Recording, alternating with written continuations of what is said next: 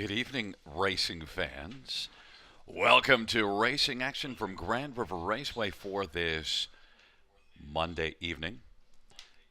Our first dash will go to post in approximately 20 minutes. Look at that, blue skies overhead, a couple little white fluffies. It's not humid, no humidity at all, and I'm getting a little feedback, but I should be getting used to it. I get feedback all my life, so what's another day of feedback?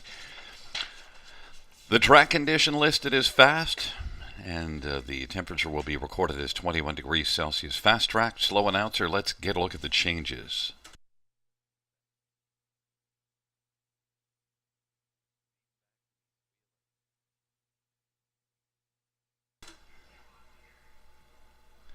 Let's get a look at the changes and note race number one.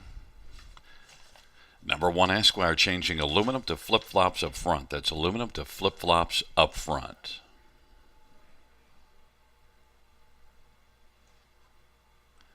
And number 7, Cadabra Kaboom is scratched. Also note the blind to blinkers is on 1 Esquire. So Esquire has aluminum to flip-flops up front, and also blind bridle blinkers pertains to 1 Esquire.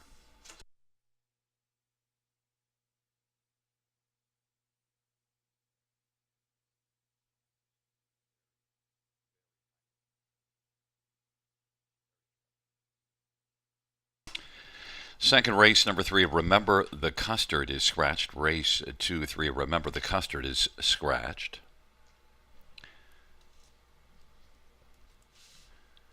And race number 3, no changes. No changes, race number 3.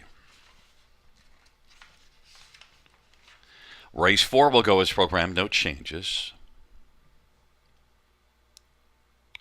Race number 5, number 3, Good Pride, is changing blind to open bridle.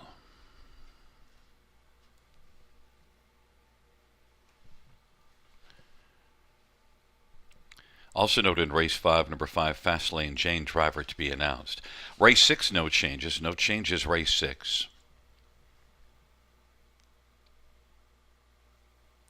Race number 7, no changes. Race number 8, scratched is number 3, Storm Along, and number 4, Taylor's Credit.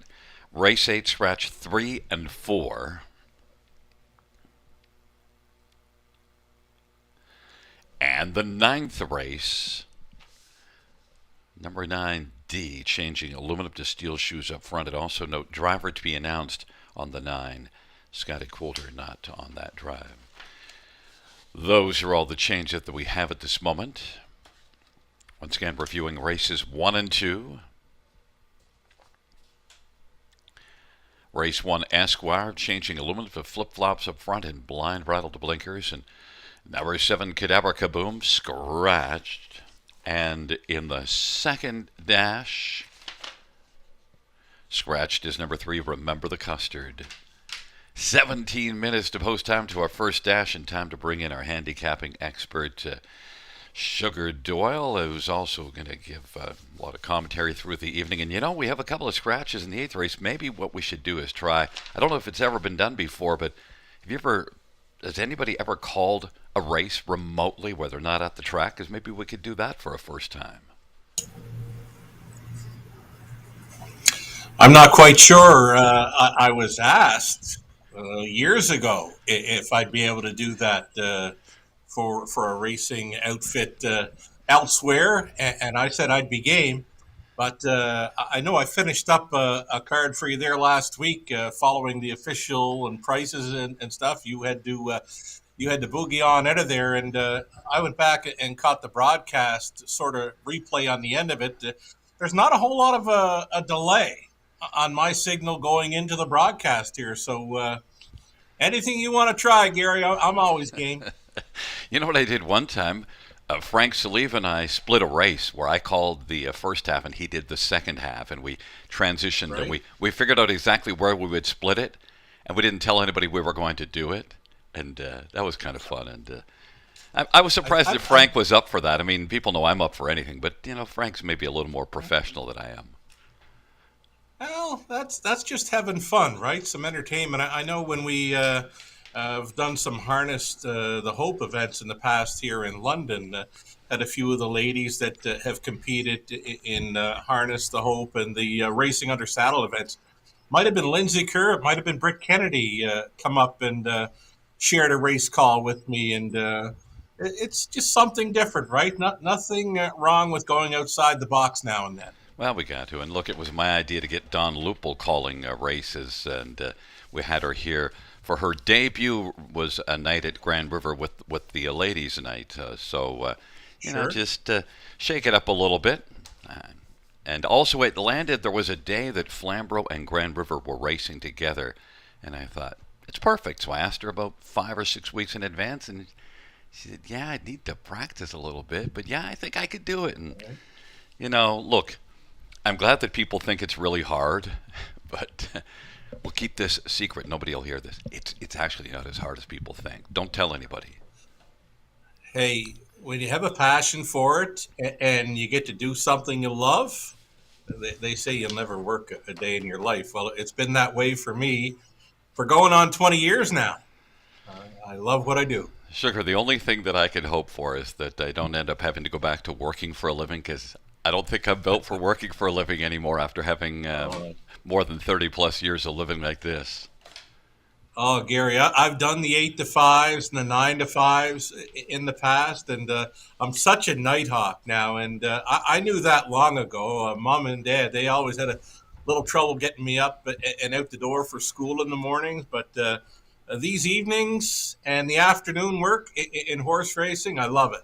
It's perfect. It's absolutely perfect. Well, you know what? It's perfect weather this evening. You've got your pick five and a bunch of stuff all lined out for us tonight. We'll Sure. talk to you back at about 7 minutes to post time. Lay some more wisdom on us. Perfect. Thanks.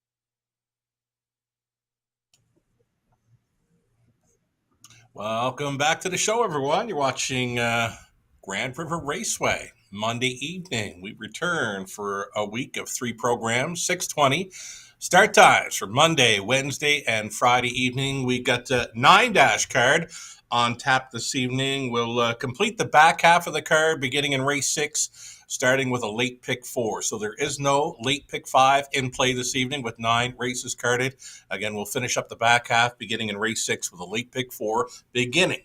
Let's talk about the early pick 5. Trotter starting things up here in the opener. You can scratch the 7. The 1 Esquires going aluminum to flip-flop shoes up front and putting the blinkers on. Early favorite, number 5, Vera Cruz, picks up Daryl Thiessen tonight. Let's bring up some pick 5 ticket ideas then. Myself, Gary Guy, Conley Ecclestone, all doing our best to put together, to map out a winning pick 5 combination. Opening leg is where I've gone deepest of all. Yes, indeed, I do like the 5, Vera Cruz. I also like the likes of Gimme Carrots, a downstairs party, and Victor Invictus, 2, 3, and 4. I will also include in leg 1 of the pick 5 play. Race 2, kind of a backup class looking field. You got the Greek Freak who's shipping in from Woodbine Mohawk Park.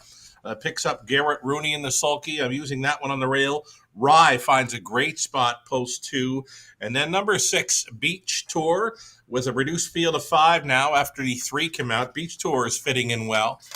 Third race, race number 3, we go on the pace for it. We're using 2, Lions Marion, as well as 5. Lady Gambler, my top selection in there was the 5. The fourth race, we're on 2, 4, and 6. The Hagler, Marvin Hagler, is coming in off a second best effort over Sardia. He was a winner over Dresden before that, so he comes east to Grand River Raceway tonight to tackle up the race 4 trotters. 2, 4, and 6 for me there. And on the end of it, we're going to single up number 7, Century Lexus. Paul McKenzie staying on board here for trainer Tyler Moore. Century Lexus had a nice lead throughout. She was left alone. Got a little bumpy when turning into the stretch. Was definitely going to be second best had she not broken stride. I'm not sure she was going to hang on for winning because Cold Creek Fuego was coming up quickly to her. But all she's got to do is mind her manners there this evening, and she can get the job done in race 5 to end this pick 5 play. I'm in for just $14.40 on a pick 5 play. Gary Guy is standing by with his best go on this early pick 5 ticket idea. What do you got for us, Gary? And I'm in for cheaper always than the $6.40, $8 cheaper. In fact, I had it even cheaper, and then I added a horse. I'll tell you when we get to the 5th race. Okay. And race number 1, well, I've got half of yours, have the 5 and 4, and they are your top 2, so I'm just halfway with you there. Going to narrow it down to Vera Cruz and Victor Invictus, but that could be my undoing, leaving out the Carrots and the party. We'll see how that unfolds. The second race, well, I have just the Greek Freak and Rye, and your third one, Beach Tour, like that one, is my third choice. Left off the Horner horse. Yeah, but only because I just think the Greek Freak and Rye probably. Yeah. I think it's between those two, and we'll see how that unfolds. In the third race, we're kind of similar, but there's one big difference. The one that you is your 4th horse that you didn't use is Dream Shot. Mm-hmm. That's my top pick. So I've got your other 2, Lady Gambler and Lions Marion, but Dream Shot, I'm taking my shot on top in the 3rd. Let's go back and add the 1, please. I'm just seeing the barn change on that one now, Gary. Oh, there you go. And the 4th There's race, a barn change on the 1, Dream Shot. Yeah, okay. Go ahead. Sorry. Well, no, it's great that you bring that point out because that's part of the story there. And in the 4th race, well, your top one, Marvin Hagler, I didn't use, but I used your other 2, No One and JG's Pal. Okay. I love No One in there, but certainly last race at Georgian wasn't great, but it was really good here. And last race at Georgian, I'm just going to take a pen and just stroke it through like it never happened. And then in the 5th race, I was going to go single with you with Century Lexus, but I added TJ all the way. Just because I've had a stretch of 7 consecutive singles that got the job done, and I didn't trust Century Lexus because of the break last time out, and yet I think Century Lexus is where you have to go, but I didn't want to lose my streak off of this one. I want to see how far we can get that going. So I did not single, even Okay. though I had a good mind to. So I did add TJ all the Fair, way. yeah, fair enough. In to go for just $6. 40 cents on your 20-cent play. And again, I like your ticket structure and best of luck, Gary. I think we got one more to go with Conley Ecclestone, friend of the show, Conley, likely with a single. And there he goes, right off the bat. He's going to single up Veracruz in the opener. Daryl Thiessen gets the call tonight for trainer Tim Cherwayko. 1-2 on the inside for Conley in race 2 with the Greek Freak and Rye. He's gone too deep in the 30s. Deepest of all, race number 4. A trotting event, Arrakis, JG's pal, Valuable Miss, and the Hagler, Marvin Hagler. And then he's gone 3 deep in the end of it, 6, 7, and 9. Conley Indigo for $9.60 on his 20-cent pick 5 play. It's a $5,000 guaranteed pool, and the pick 5 always part of the go-to wagering menu at the river.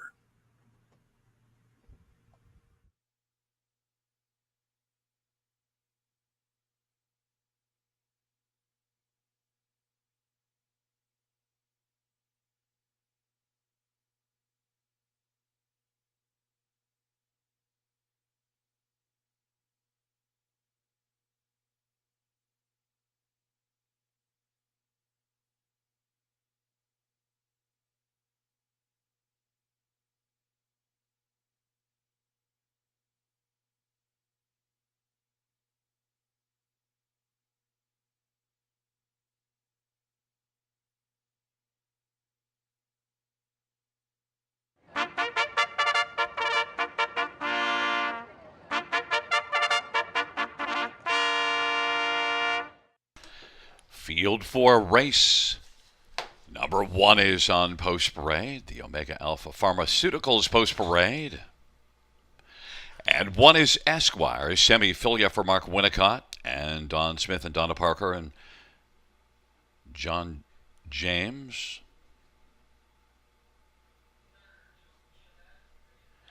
Number 2 is Give Me Carrots, Jason Ryan for Jared Bothwell. Number 3 is Downstairs Party, Garrett Rooney for Cassidy Schneider and Colonel Schneider Jr.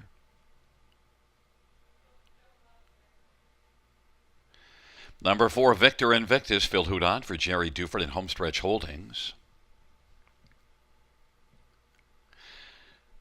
Number 6 is Prince Archie, Paul McKenzie for Ashley Lenvoy and Gino Toscani.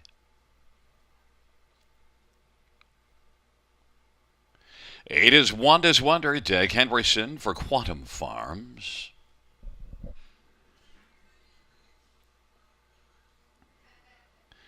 Nine is Major Bank, Austin Sorry for Mike Witniowski and Earl Joseph.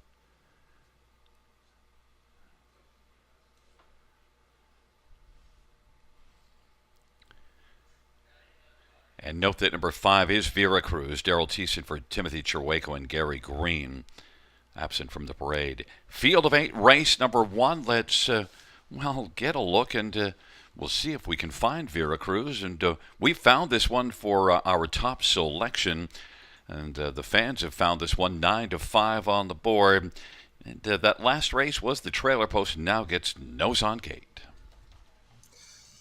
Nose on gate, indeed. I'm not sure if it makes a big difference for the son of Father Patrick. I'm looking through the lines, Garrett. I'm not seeing a whole lot of gate speed. Just a one-time winner this season, but likely one of the easier spots that Veracruz has been in a long time. Season's mark last season over the river, 56-1. If he can find that kind of form, he can start things up here. A 9-5. Co-favorite Daryl Thiessen, he likes to put him in play. He was really good last year. The thing with this year, just one win in 20. I thought of singling Veracruz, and then that one win in 20 just kind of shied me away, but I still think that he's the one to beat in this class. The class drop, further class drop. Number 4, Victor Invictus, is sharing 9-5 status right now, and 2 wins in 22. So another one that's not exactly racking up the wins this year, but still overall. Look, another one that is dropping further. Yeah, this is a drop in class for the son of Cadabra, veteran trotter here at 9 years of age, a 16-time winner, and nearing 300,000 in career earnings. Liking the look, and this one does show that he's got some gate speed. He's been second best at quarters in 27 and change in each of his last two. So be looking for Victor and Victus to be on or near the lead early. Your third one, Give Me Carrots, made a break last time out. That was June 30th, hasn't raced since.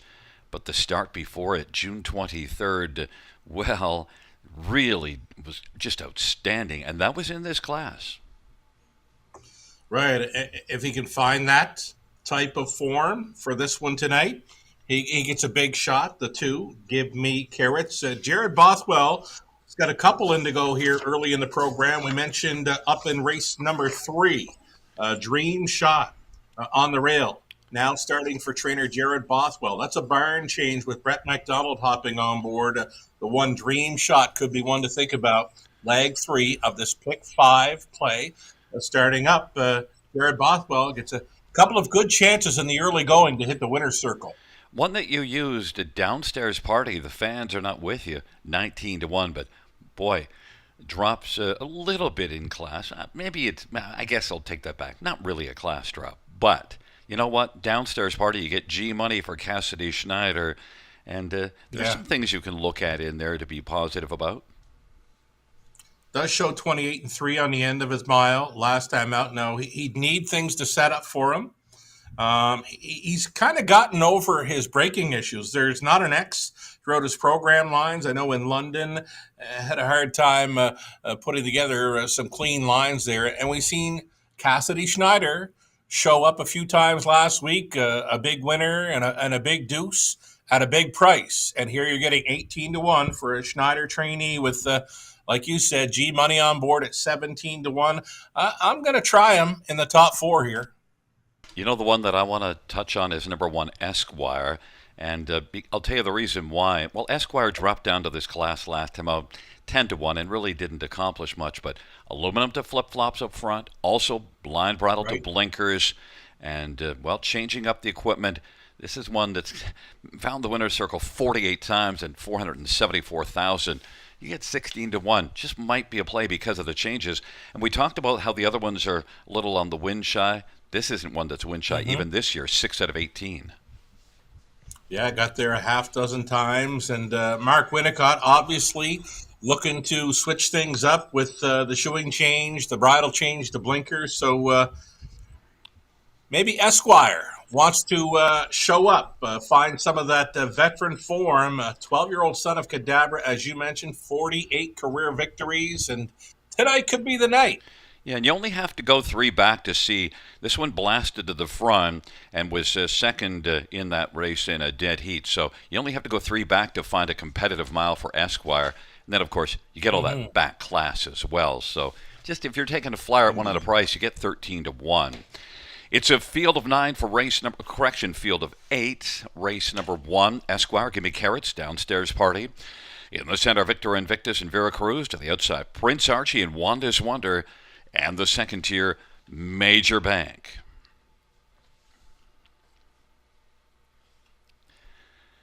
Field of 8. Race number 1.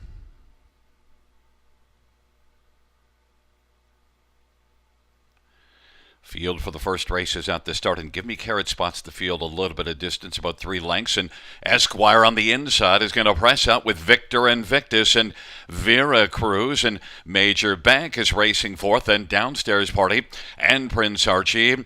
Give Me Carrots and Wanda's Wonder. Victor Invictus has the lead. Esquire is forwardly placed, racing second. Vera Cruz is third, then Major Bank and Downstairs Party, and it is Victor Invictus at 8-5, who's got the lead over the 40-1 Esquire, who is filling the pocket as they come on towards us, and racing position third. Vera Cruz is up and driving now. Vera Cruz is pressing on against Victor Invictus. Esquire is third, and then racing fourth is Major Bank. Now Prince Archie to the outside, and on the inside, Downstairs Party, and then it is back to Give Me Carrots and Wanda's Wonder. Of a 28-1 opening quarter, they race on past the half in 56-4. Lively Fractions, Vera Cruz 2-5 on the board. cruising right now. Victor Invictus second, about 2 1/4 back. Major Bank has taken over third. Esquire's racing fourth on the pylons, and then Prince Archie, Downstairs Party, Wanda's Wonder, and Give Me Carrots. Veracruz is sharp as they race on to 3/4, but now Major Bank has come on the outside at 25-1 to take second. Is a length and a quarter back. 3/4, 125-4. Victor Invictus, Veracruz, and Major Bank looking for a major upset. And on the inside, Victor Invictus, it's Veracruz and Major Bank, and Victor Invictus have separated from the field, and Prince Archie is fourth, and then Esquire. On down the stretch where they come. Veracruz gets emerging. Victor Invictus up the inside, and a wide is Major Bank. 3 across the track up the inside. Victor Invictus against Veracruz, and then Major Bang. Downstairs Party to round out the top four. 155-1. Race number one. I believe it was Victor Invictus. We'll see what we see in the slow-mo.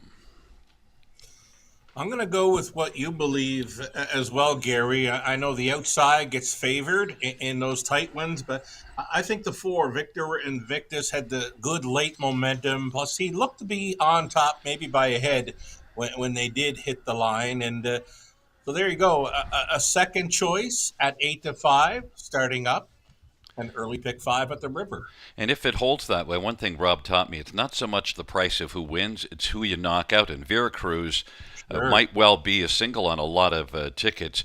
Veracruz 2-5. If it goes that way, you get to, you get to knock out a 2-5 shot if it goes. But it's going to be a little Might closer be a big than. if, but here's the slow-mo, right? Yeah, it's going to be a little closer, but I still thought it was Victor Invictus. It's just that, just watching that full speed, and there it is, and boom, It looks like it, yeah.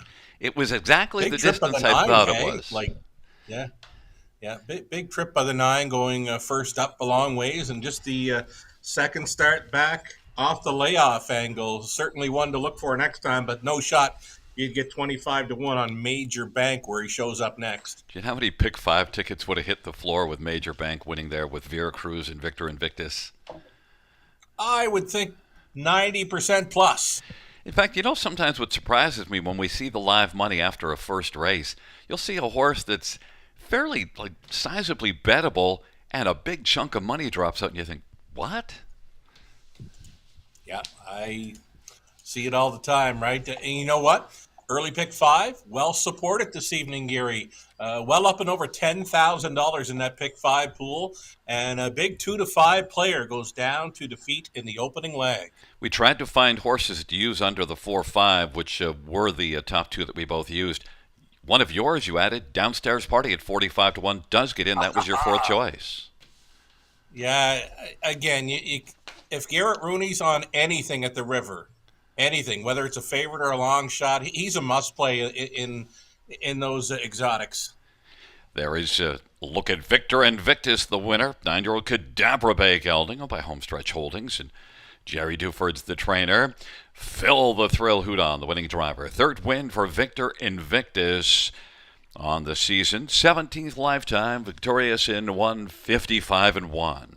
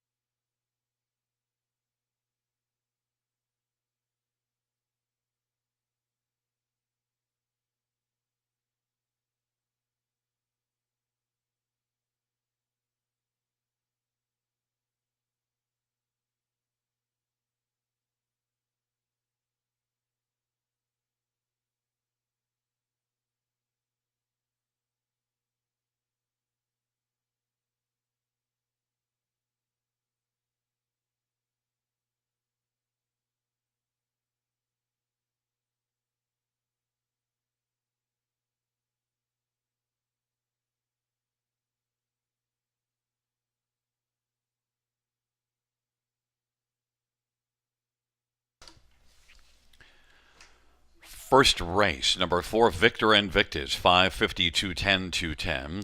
5 Veracruz, 210, 210. 9 Major Bank, 310. $2 exactor, 740. Dollar try, 54.95. Dollar super, 235.45. 20-cent super, 47.09.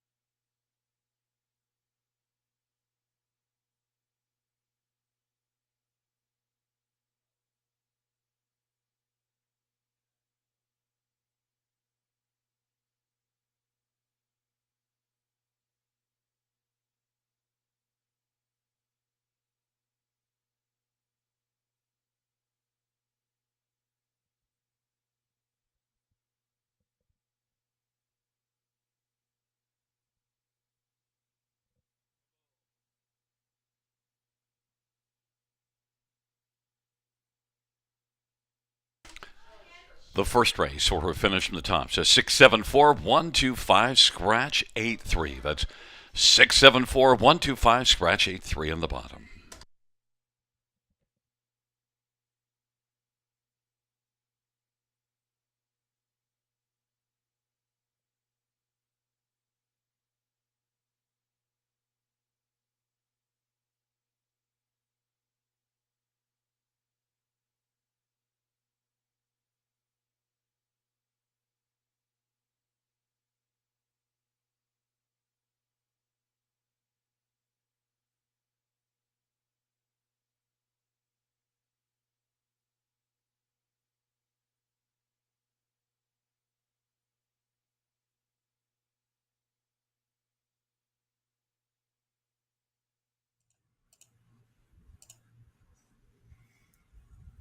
We are back, folks, and we are going into race number 2, switching to Pacers. Pretty much a backup class looking field. I mean, we do have a top class event later on for the Pacers where it's reduced down to a field of 4. Race number 8, a preferred 2 event, now down to Harbor Light, Ambrose, Artie's Ideal, Ideal Perception, Sportsline. The 3 and 4 coming out of race number 8, top class preferred. So this looks like the backup class for me. Up next in race number 2, scratch the 3. The pick 4 play, starting things up, $2,500 guaranteed pool here for the opening leg. Going into race number 2. Let's get a look at some tickets now, courtesy of yours truly, Gary Guy and Connolly Ecclestone. Opening leg of this pick 4. We're going to try the Greek Freak. I'm not sure what to expect coming in from the big track, Woodbine Mohawk Park. He's showing 50 and 51 speed and just sort of rounding into form now. It's going to be the 5th start back off the layoff and 5th start using Lasix. Garrett Rooney gets a great shot with 1, the Greek Freak, shipping in. Number 2, Rye, leaving next door, loving his chances as well. And even the 6, Beach Tour. I was liking Beach Tour even when there were 6 horses. Now that we're down to 5, I like him even more because he's got a big push on the end, and Horner could be sailing coming through the stretch. So 1, 2, 6 for me. Starting things up in this pick 4 play. I'm deepest of all in the 3rd. Pacing event, we're using a 1, 2, 5, 6, and 7. Noting number 1, Dream Shot, Barn Change. Now racing for Jared Bothwell. Brett McDonald hops on board the 1, Dream Shot, in this evening's 3rd. Got a big circle around that one now. In the 4th race, we're looking at 2, No 1, the 4, JG's Pal, and 6, Marvin Hagler. And on the end of it, number 7, Century Lexus, the big daughter of Sports Writer. All she has to do is mind her manners. She was going a big one last time out. I think she was going to be second, rolled off stride when coming into the stretch. I don't think she was going to win it, but I'm pretty sure she was going to be second best in there. But the break took every chance away for a top 3 finish. Century Lexus, the 7 in race 5, gets a big single for me. I'm in to go for $9 even on a 20-cent wager. Gary Guy's pick 4 ticket idea. We'll bring that one up too. Gary, opening leg. He went inside to the Greek Freak and Rye. He's 3 deep in the 3rd. His top selection was that 1, Dream Shot, the Barn Change, 1, 5, and 2 for Gary in the 3rd race. 4th race, he's on the 2, No 1, as well as 4, JG's Pal. And he'll look to finish up with either 7, Century Lexus, or the 6, TJ all the way. Gary likes to put his top selections in the front part of these multi-leg wager sequences. $4.80 on a 20-cent play for Gary's pick 4. Conley Ecclestone. What do you got for us, Conley? He's gone inside. Opening leg with 1 and 2. He's on Lions Marion, Lady Gambler in the 3rd. He goes deepest of all, like I did. Maybe in race number 4. He's on the 3, 4, 5, and 6, a trotting event. And back on the pace for race 5, the final leg where he's gone to the 6, TJ all the way, the 7, Century Lexus, and as well as the 9. Better double down from the back tier spot. It's Austin Sorey on board, that shipper, or trainer Herb Holland. Conley in to go for $9.60 on a 20-cent wager. Next voice you'll hear, Gary Guy with a post parade, race number 2 of 9.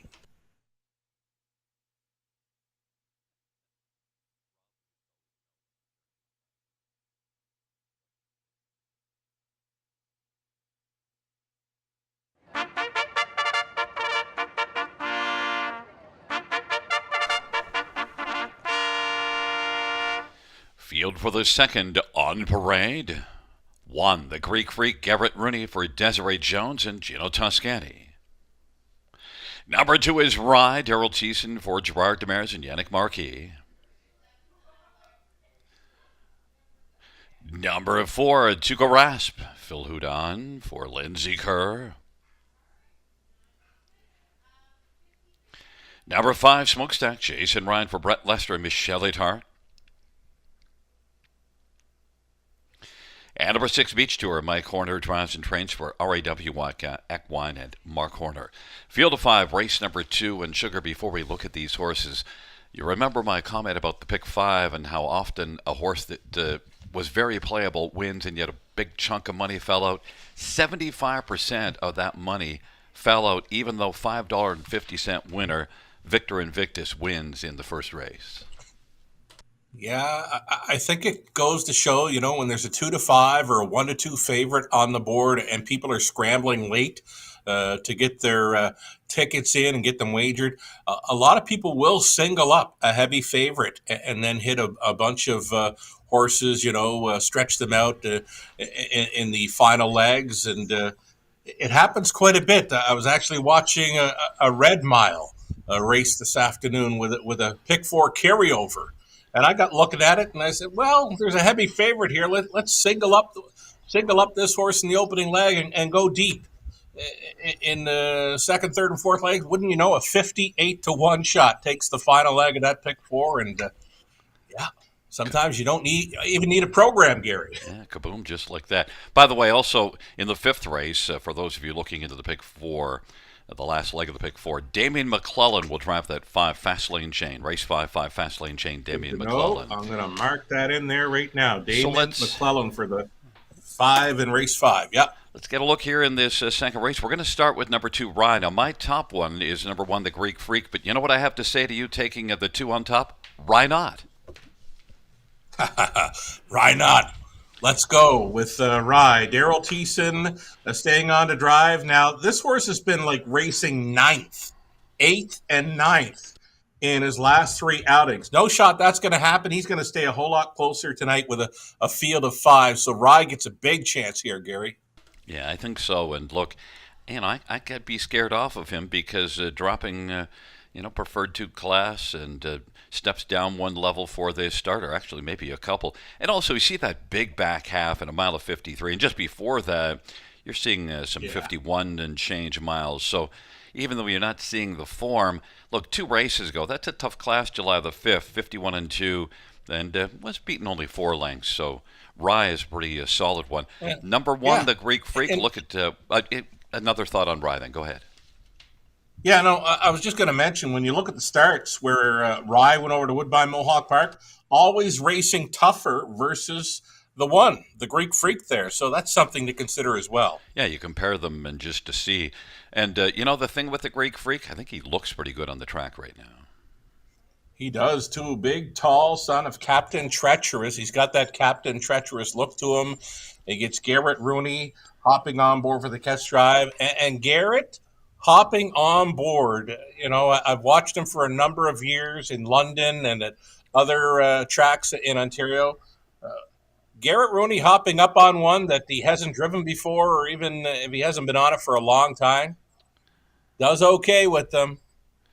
Ton of back class, the Greek Freak, and won last year in 48 and 4. So, it's in there, but Right. he's been a little slow to come around this year. We'll see if it comes in here. Number 6, Beach Tour. There you go. It's Mike Horner. Best value on the board right now. I mean, you're not going to get a big price on either the 1 or 2. And here's another one, Beach Tour. I mean, the worst he's going to be sitting is fifth and maybe 4, 5 lengths off the leader. And he's got a big push on the end. I think if Horner just takes back, maybe floats him up onto the backstretch going towards 3 quarters, he could find his way and maybe post a mild upset here. I don't mind him at all in this shortened up field of 5. And number 5, Smokestack, is a horse that was pretty good at times last year. This year, not quite as much so, but you do see a win here in the class below this one, 2 back.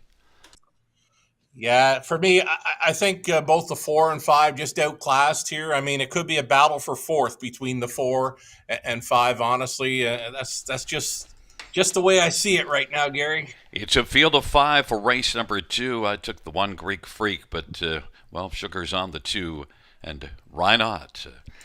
It's a field of 5. The Greek Freak and Rye on the inside. In the center, Tuca Raspin to the outside. Smokestack and Beach Tour. Field of 5. The second dash and a marvelous Monday as we are gathered at the river. Second race Pacers. Compact field of 5. They're at the start. And they're off and getting out on the inside, pressing out the Greek Freak. Then Tuka Rasp and Beach Tour.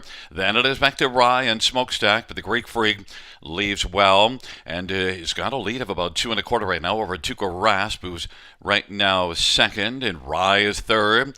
Beach Tour on the outside, so now we'll take back, and Smokestack is second last, and Beach Tour trailing and is fifth. They race past the opening quarter. The Greek Freak was able to grab the lead, fell to 1-2 on the board. 27-second opening quarter.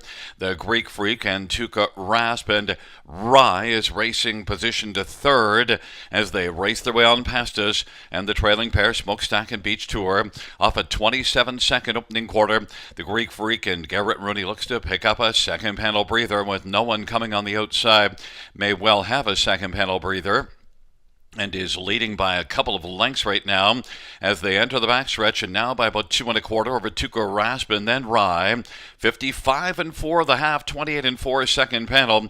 The Greek Freak is marching on. There goes Rye on the outside now, and moving up on the outside quickly. Daryl Thiessen and double barrel Daryl driving and is about 2 1/4 back. Tuka Rasp is racing third, Smokestack, and then Beach Tour, and it is the Greek Freak who's got a lead of about 2 1/4. 3/4, 1:23-4, and the Greek Freak gets a little bit of urging to just keep on going and keep that lead wide over Rye. It's about 2 1/4. Then Tuka Rasp and Smokestack and Beach Tour, and they turn from. The Greek Freak continues on down the stretch drive. The Greek Freak is still sharp. The Greek Freak, as they come on to the finish, is widening out the margin. The Greek Freak, Rye is a second, Tuka Rasp is third, and Smokestack 151-2 on one. The Greek Freak, and well, Sugar, I can tell you, Rye not the Greek Freak. Exactly. Found his back class, right? That's a big mile. I mean, he's coming a back half there, 55-3 when leading throughout. He would not be caught. And just finding that back class, first on the board finish of 2025. He's one we might see back here at the river. I was just wondering what we would see. I've never seen him race on a smaller track than Woodbine Mohawk Park. So now we know the Greek Freak. We'll be looking for him another time at the river. Yeah, he got that lead, and he didn't even bother to pick up a second panel breather. He wanted to just keep on trucking and widen it out and keep Oh, nobody close. he was so good coming through the stretch. The further he was going, the more he was going to win by. It was like that. I mean, the plugs come out and chased up here just to kind of dig down deep and find that old form, and that's definitely what he showed us tonight. Yeah, and yet you kind of had to just believe in the past form, because 0 for 9 in the top three on the year, and paced in 51-3 at Mohawk last race, and goes here in 51-2. Yeah, that's season's mark, best season's mark in a few seasons, right? Like I said, I don't think you've seen the last of the Greek Freak at Grand River Raceway. Rye was a strong second, big third for Tuka Rasp, probably the best mile he's ever paced in his life. He's probably going to show 52 or 53 on his next program line. Yeah, 1-2-4-5. So it was. Well, the Greek Freak made it look pretty easily. Made it look easy, and back in front of us, the Greek Freak. 8-year-old Captain Treacherous Bay Gelding, owned by Gino Toscani. Desiree Jones, the trainer. Garrett Rooney, the winning driver. First win for the Greek Freak. Mile of 151-2. First win this year, 20th lifetime.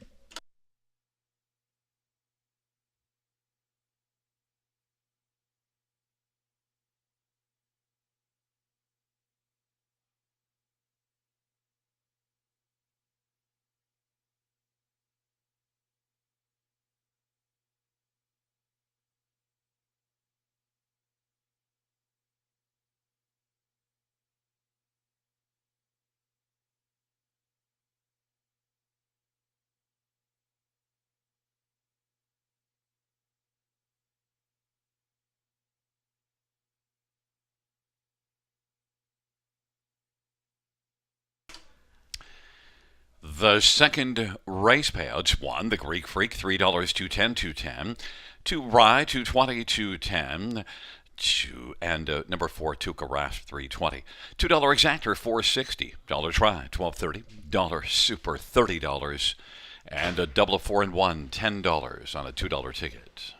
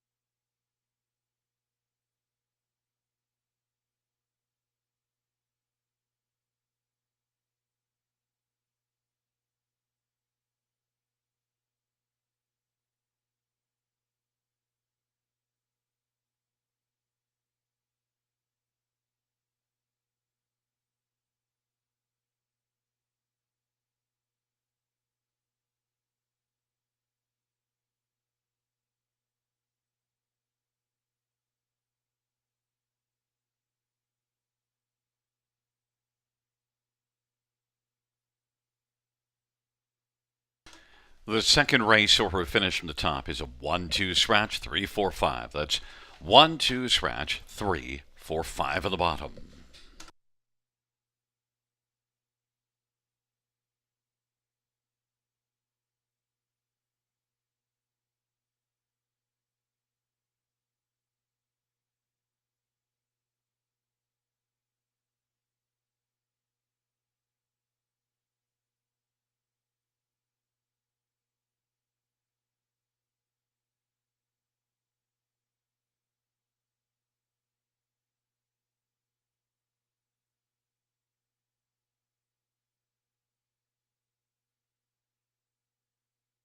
Winbank Farm graduates have earned close to $465 million and have won nearly 50,000 times, selling yearlings eligible to Delaware, Indiana, Kentucky, New Jersey, New York, Ohio, Ontario, and Pennsylvania, producing yearlings from outstanding sires including American Ideal, Bettor's Delight, Cattle Wash, Courtly Choice, Father Patrick, and the Great McWicked. For more information, winbackfarm.com.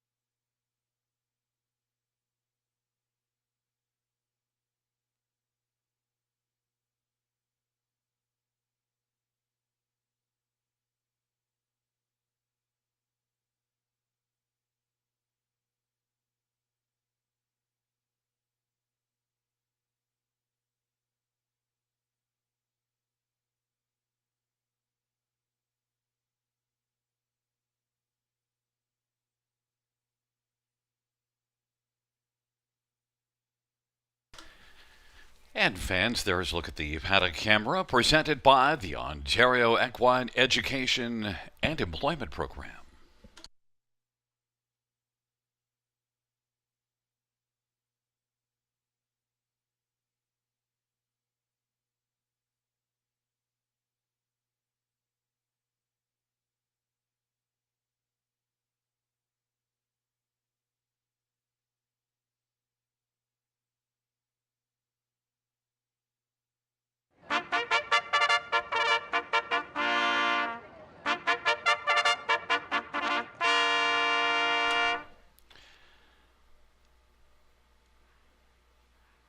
Field for the third on parade. One Dream Shot, Brett McDonough, Jared Bothwell, and Neil Ostrom.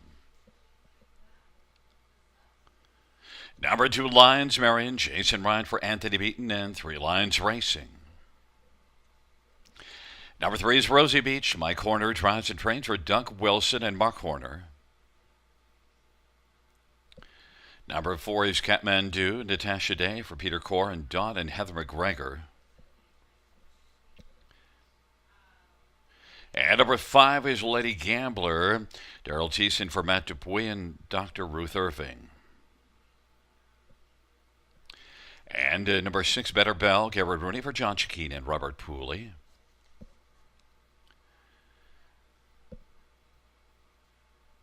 And number 7 is Meadowbrook Amy, Sammy Filia for Gerard Demers and Danny Mangai and Sylvain Caron. Field of 7, race 3, there's your Omega Alpha Pharmaceuticals post-parade. Effective supplements through science, trusted since 1992. And, well, Sugar, I'm trusting you with Lady Gambler as your top pick here. And you know what? This one battled first up last time out, and certainly with a better trip, could get to the winner's circle here. I love a good grit grinder, and that's what she looks like. Daughter of Better's Delight in her 3-year-old season. She was a winner back in early May over Woodbine Mohawk Park. That was coming from way back. She made a big swoop of them through a soft second quarter in there. Not a whole lot of gate speed to work with by the looks of things, but she's a stone cold closer, and she can grind and keep on coming. And that's what I think we're going to see with the 5 Lady Gambler here. Thiessen stays on board for trainer Matt Dupuy. Double Barrel Daryl's trying to get Lady Gambler home for you at 4-5 is the favorite. Number 2, Lions Marion, one of the 3 that you use on your multi-leg tickets, and Lions Marion came close to winning only 2 back. Closed up very strong on that occasion, and I think we tried her last time out, and it just wasn't going to happen for her. They get down to the half, 57-2. They come home in 57 flat. She just couldn't make up any headway, whether it was traffic or just not a whole lot of interest from sitting back in 7th in the late going. Another inside post to work with. I'm going to hope she can set up a little closer. Another daughter of Better's Delight here with Jason Ryan on board for Anthony Beaton. I'm expecting more here. Price is right at 7-1. Well, one thing with Anthony Beaton, certainly a barn that you can back and feel confident that you're going to get a good run for your money. Number 6, Better Bell, G Money, John Chikeen. This is one that's been light in the top 3 this year, but of late better. Yeah, 2nd and 3rd in the latest 2, and I likely would have put her in the 4th spot had I caught the barn change on 1, but I'll stick with my originals. Got her pegged for 3rd, but wouldn't surprise me if she dropped off a spot to finish up in 4th. But Garrett Rooney already in the winner's circle tonight, so his confidence is blooming.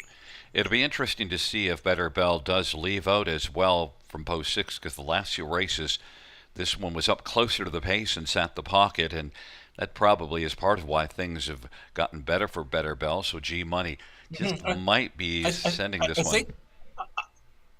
I think you're onto something there. I'm looking across the page, Gary.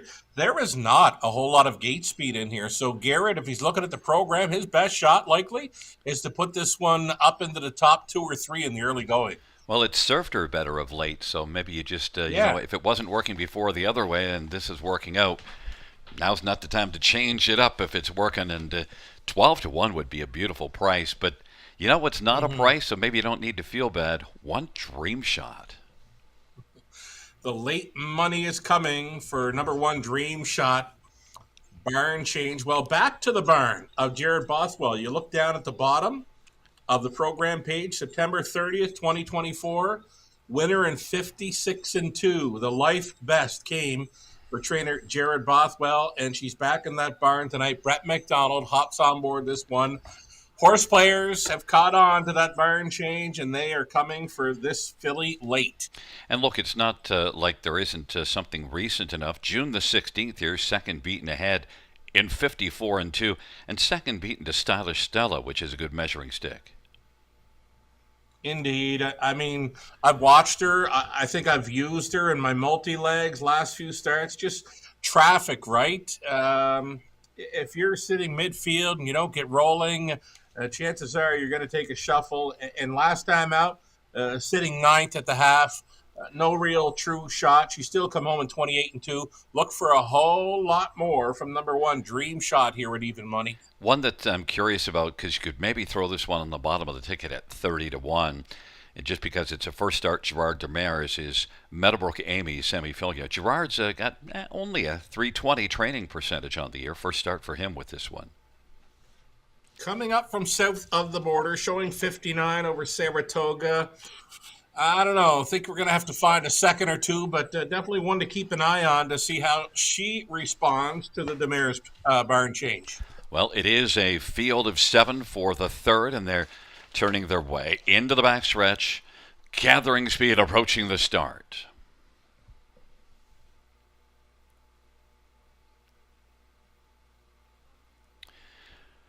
Field for the 3rd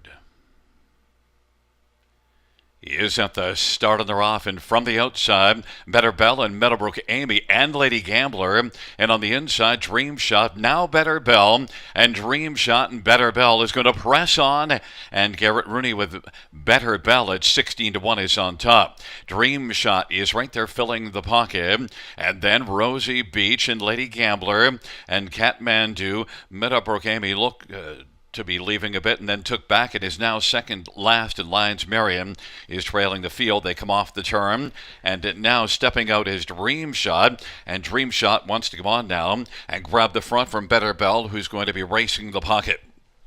Rosie Beach is racing position third.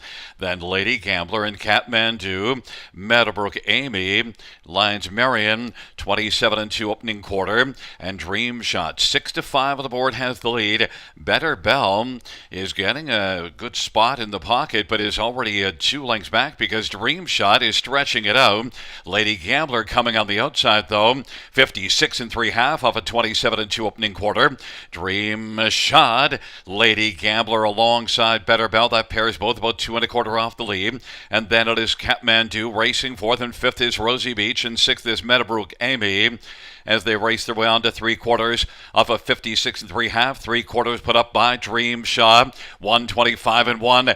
Dream Shot continues strongly right now. Lady Gambler, Better Bell, Kathmandu, Rosie Beach, and Meadowbrook Amy. But Dream Shot is leading strongly by about 3 and is pouring it on down the lane. And Dream Shot is doing it all herself with no urging and has got this one put away and crushes the field. Dream Shot, Better Bell, then Lady Gambler, and Rosie Beach 153 3. Dream Shot, the money came for Dream Shot, and it, seemed like a great idea when I took this one on top and thought I could get a bit of a price. Well, I guess I'm not the only one that can read a program. Right on, Gary. You nailed it with the Dream Shot. Mentioned some traffic maybe in her last few outings, but her life best was at the river as a 2-year-old, and she comes back to take a new mark here tonight. A well-meant winner with Brett McDonald on board. Had her on the lead there just after the quarter mile, and 6-5, still a pretty good price on this one. And Garrett Rooney, right? We said his best opportunity to do well in here would be to leave, and certainly he found himself in a good spot to finish up a decent second at a good number. Yeah, so it seems like that's the plan for Better Bell of late, and did leave and Yeah. still was able to hold the position. So now the form is good on Better Bell, and you can come back to that one again. It was certainly light before a couple of races ago, but now you get 3 consecutive top threes. But Dream Shot, there was no catching this one. Look at how busy Brett McDonald is. Yeah, she was very comfortable, well within herself here. She's a great-looking daughter of sports writer. That Better Bell you mentioned, going to show 1:54 and change next time out. So she's shaving some time off, a second or two off of her best showings over the river. So going in the right direction, a few of them in there. The 1, 6, 5, and 3 top 4. And nothing wrong with the way Lady Gambler raced. It's just Dream Shot was on fire, and Lady Gambler wound up first up.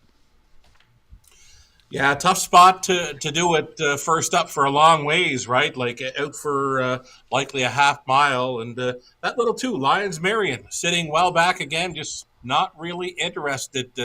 Look for maybe an equipment change on that one next time out. I'm not sure. You know how I love to split the 2 favorites with one in between. Better Bell helps the exactor. You betcha. It's a 1-6. That's your angle, man. Yeah, it's my favorite angle because it tends to happen that way. Lady Gambler came first up and wound up third. So you split the 2. Back in front of us is one Dream Shot. It is Brent McDonald winning drive, 3-year-old sports writer Bay filly, owned by Neil Oostrom, trained by Jared Bothwell. First win of the season for Dream Shot. Mile of 153 3, a new career mark, 3rd lifetime win.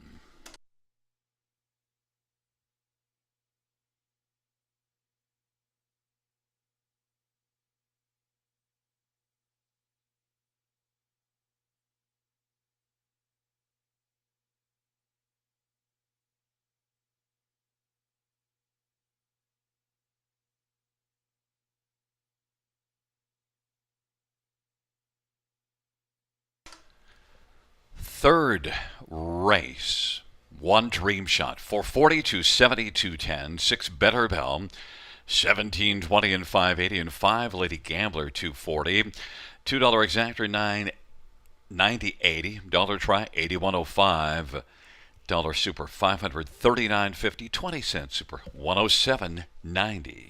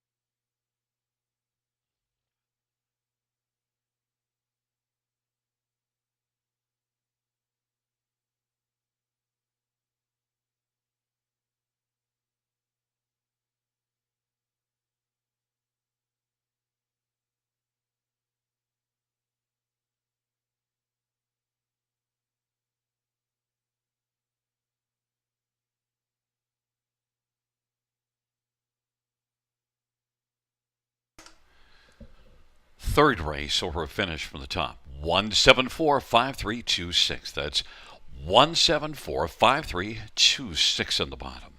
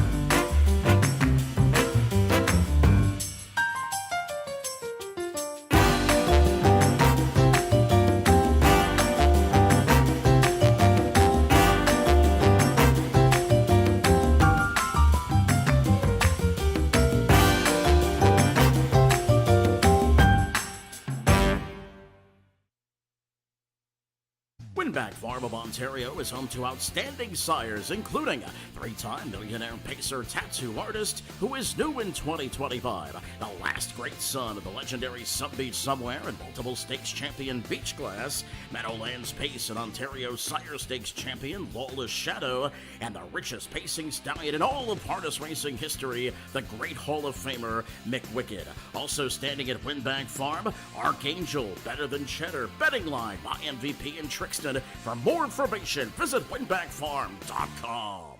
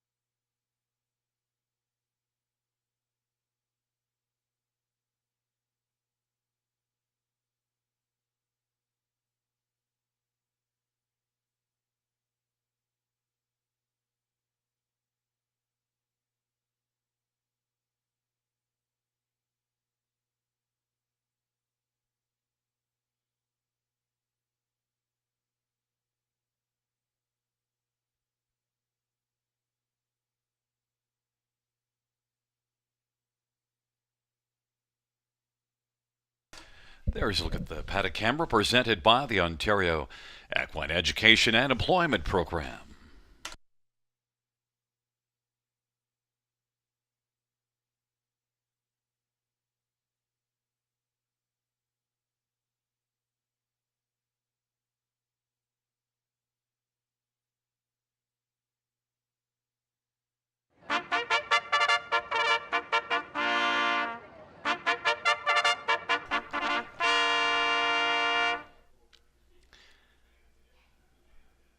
Field for the fourth on parade. One, the fixer, Daryl Thiessen for David Fry and Upward Company. Number 2 is No One. Bruce Richardson drives and trains and owns.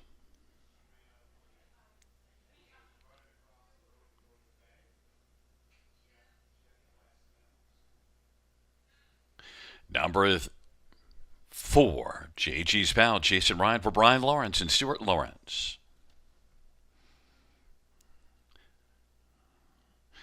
Number 5 is Valuable Miss, Damien McClellan for Kyle Bostons and Trevor Henry Stables and William Pendleton.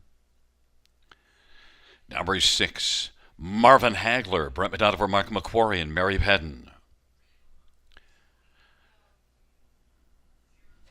Number 7 is Double Dippin', Mario by Edosha for Sarah by Edosha.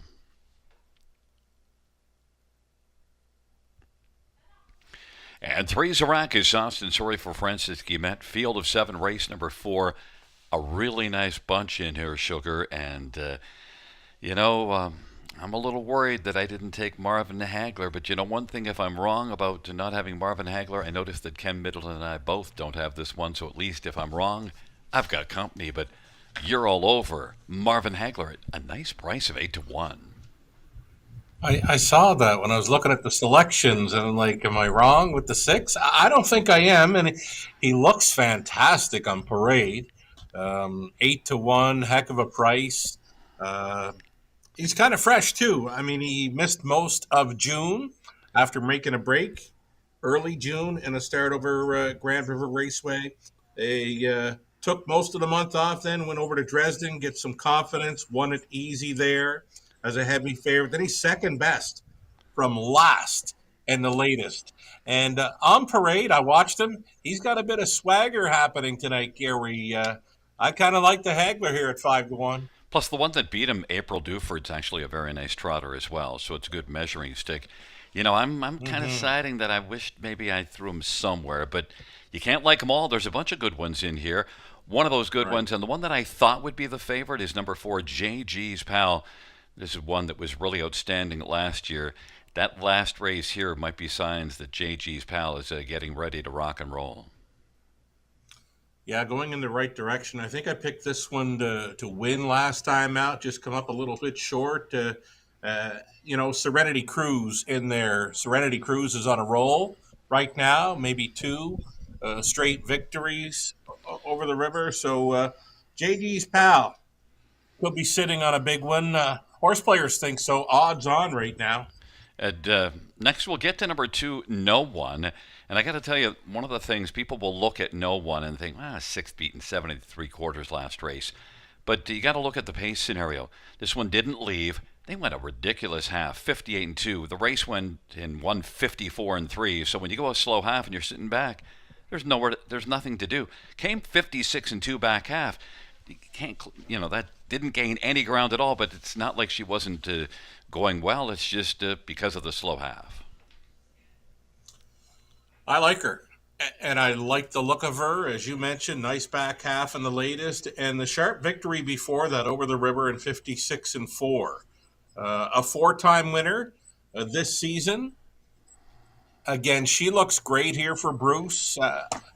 She's a must-play for the top 3, I believe. Yeah, a good measuring stick beat Serenity Cruise. It was second to No One June the 30th, so we talked about Serenity Cruise being good. Well, No One beat that one, and I think No One will be put in play after that start from post 6. Bruce will put this one up a little closer, and back-to-back wins before the last race, and was first on the lead at Hanover, and then third at the quarter here at Grand River.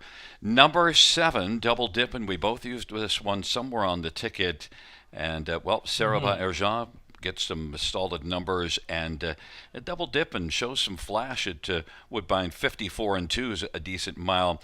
That's another case where just the race went 53. Yeah, it was kind of facing a bit tougher foes there last time out. This son of Walner's got some gate speed to work with. Post 7, outside looking in, but Mario might ask, and double dipping might respond right off the car here. If you can find a spot up close, he could be sticking around late for a piece of the try in Superfecta. Nice price, longest shot on the board. It's hard to believe, really, with 7. And Ken Middleton did use the Fixer, pretty high up on his ticket, I think second. And the Fixer is one that has had only one start off of a layoff and was really good last year, has a lot of back class. Ken likes him, and it's your angle, Gary. Second start, back off the layoff. We'll see. I'm a little worried because, Kenny knows a little bit about horse racing. They're taking up their positions. The Fixer and no one on the inside. In the center, Arrakis and JG's Pal. Invaluable miss to the outside. Marvin Hagler and Double Dippin'. Field of 7, race number 4.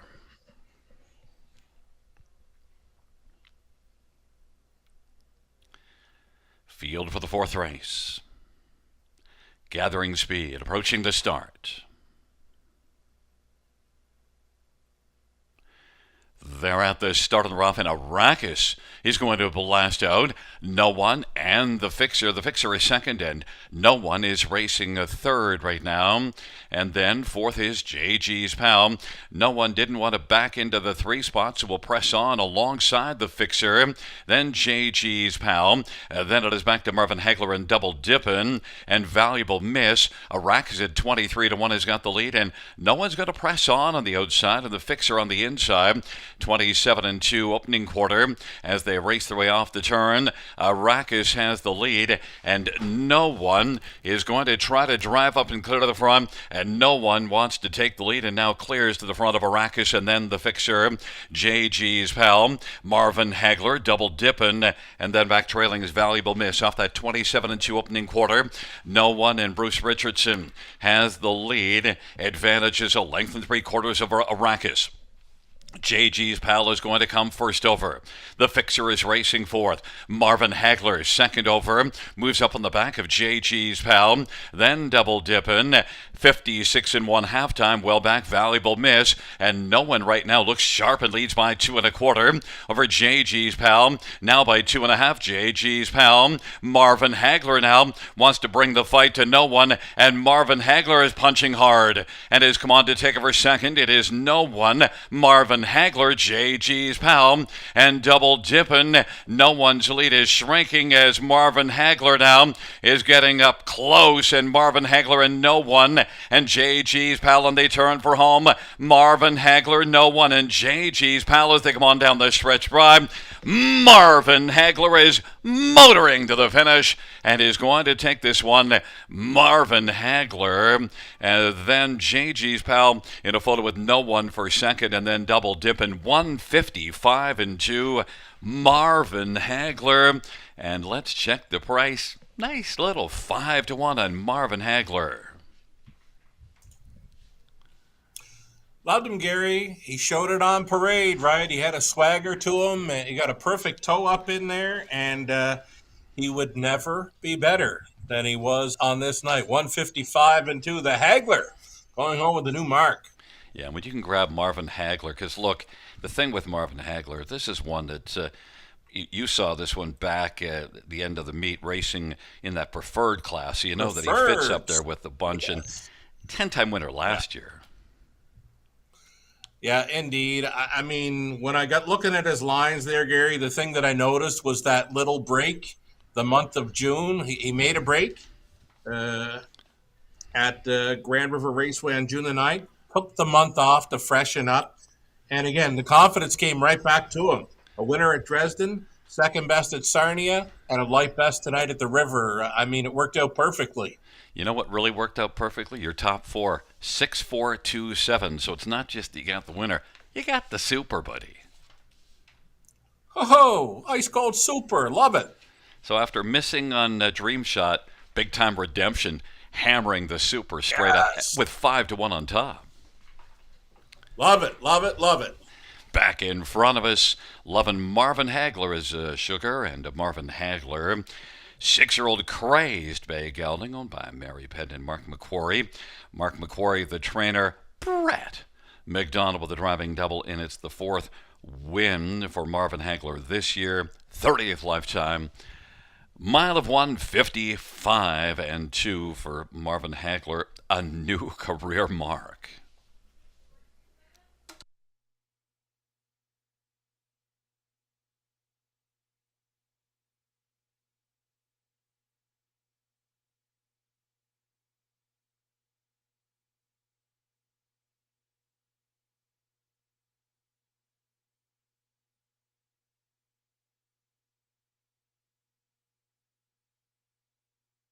And note out trackside, the Aaron Agricultural Society Homecraft Division out for the fourth race winner's photo.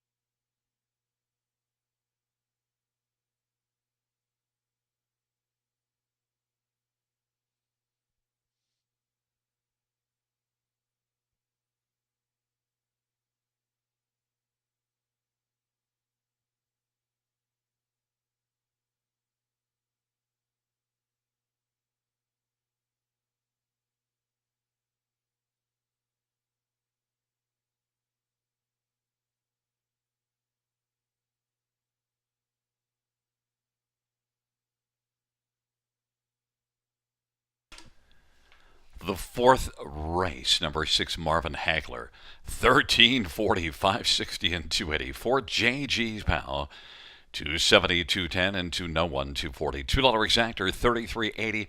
Dollar try, 52.20. Dollar super, 227.55. 20 cents super, 45.51.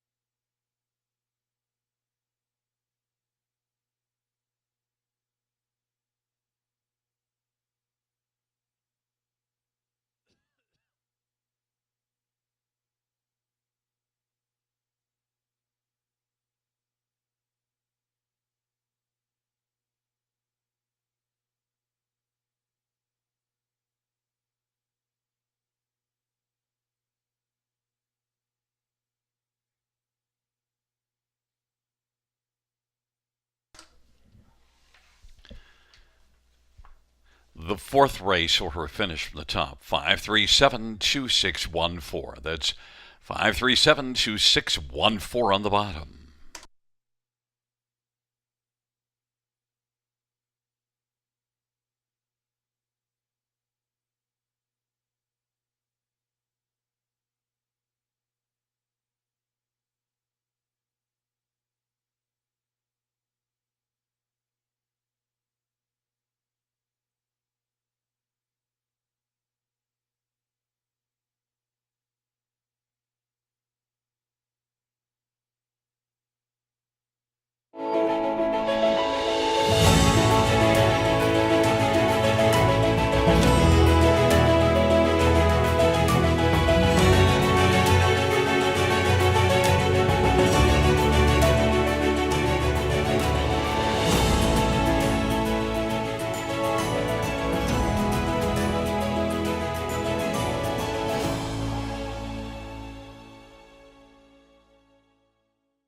Are you dreaming of a career with horses? The Ontario Equine Education and Employment Program is here to help. If you're an Ontario resident, you can take our free course and turn your passion into a profession. And employers can register for the program and receive wage subsidies, 50% for up to 18 weeks, or a maximum of $5,000. It's a win-win for job seekers and businesses alike. Ready to take the reins? Visit OntarioEquineEducation.com today and start your journey in the equine industry.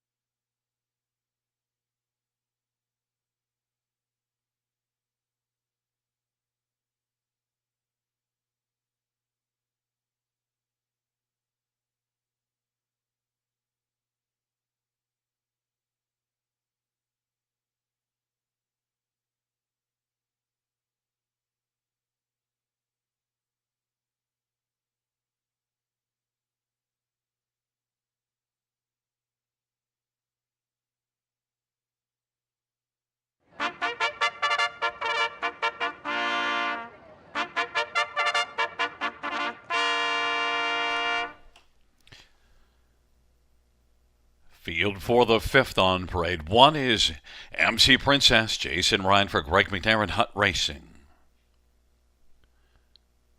Number 2 is Half Fast, Sammy Filia for Jody Cullen.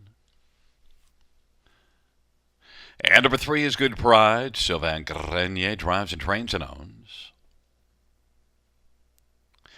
And number 4, Lily DeVee, Natasha Day for Kevin Campbell and Greg Hayter.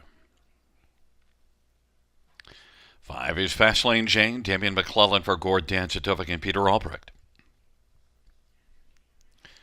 Number 6, TJ All the Way, Daryl Thiessen for Bill Budd and Antonio Tangretta.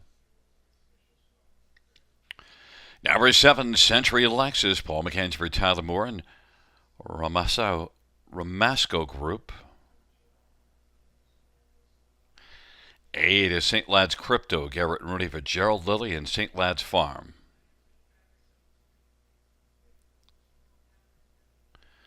And number 9 is Better Double Down, Austin Surrey for Herb Holland and McKinley and Fielding.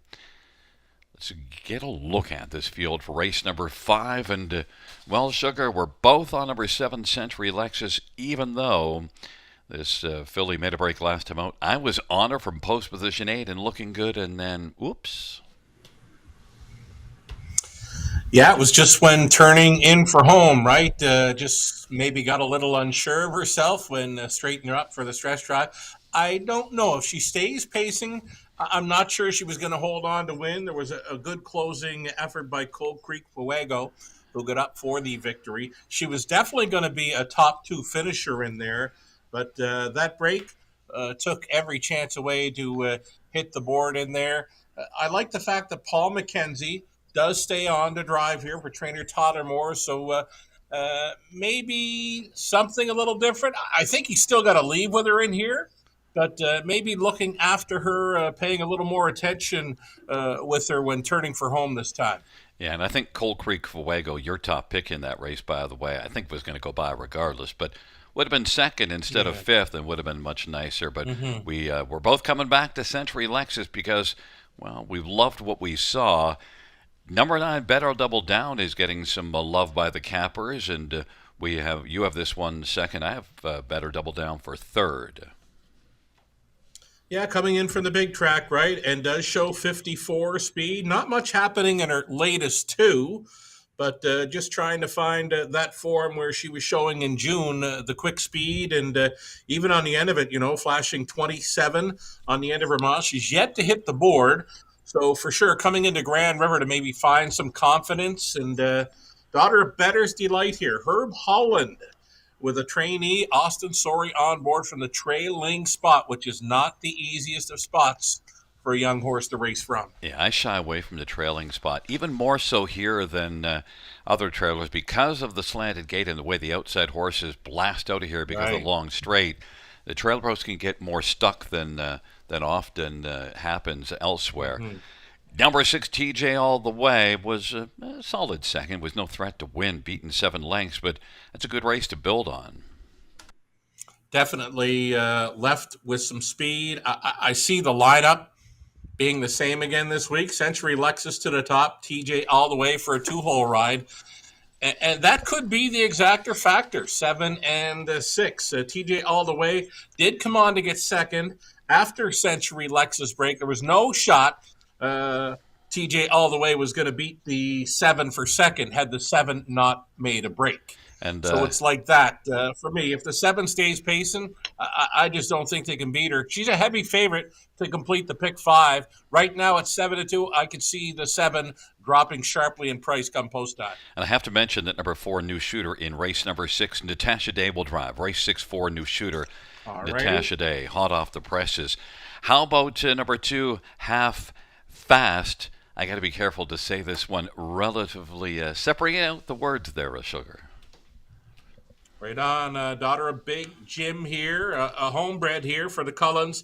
Millbanks Ariel, the dam that this one's out of, she did some pretty good things out in British Columbia and maybe into Alberta as well. So it's the 2-year-old angle, right, up against older horses.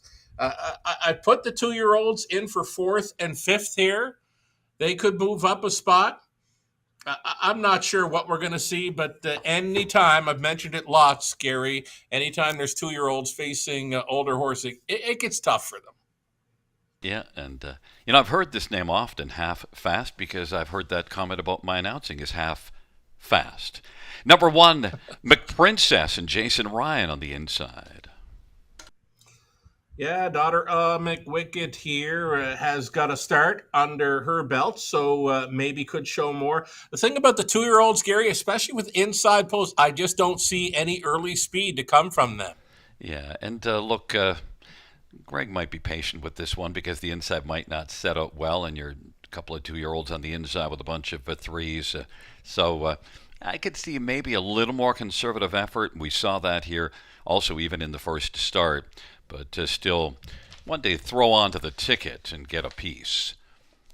And he is right up towards the gate early. It's a field of 9 for race number 5.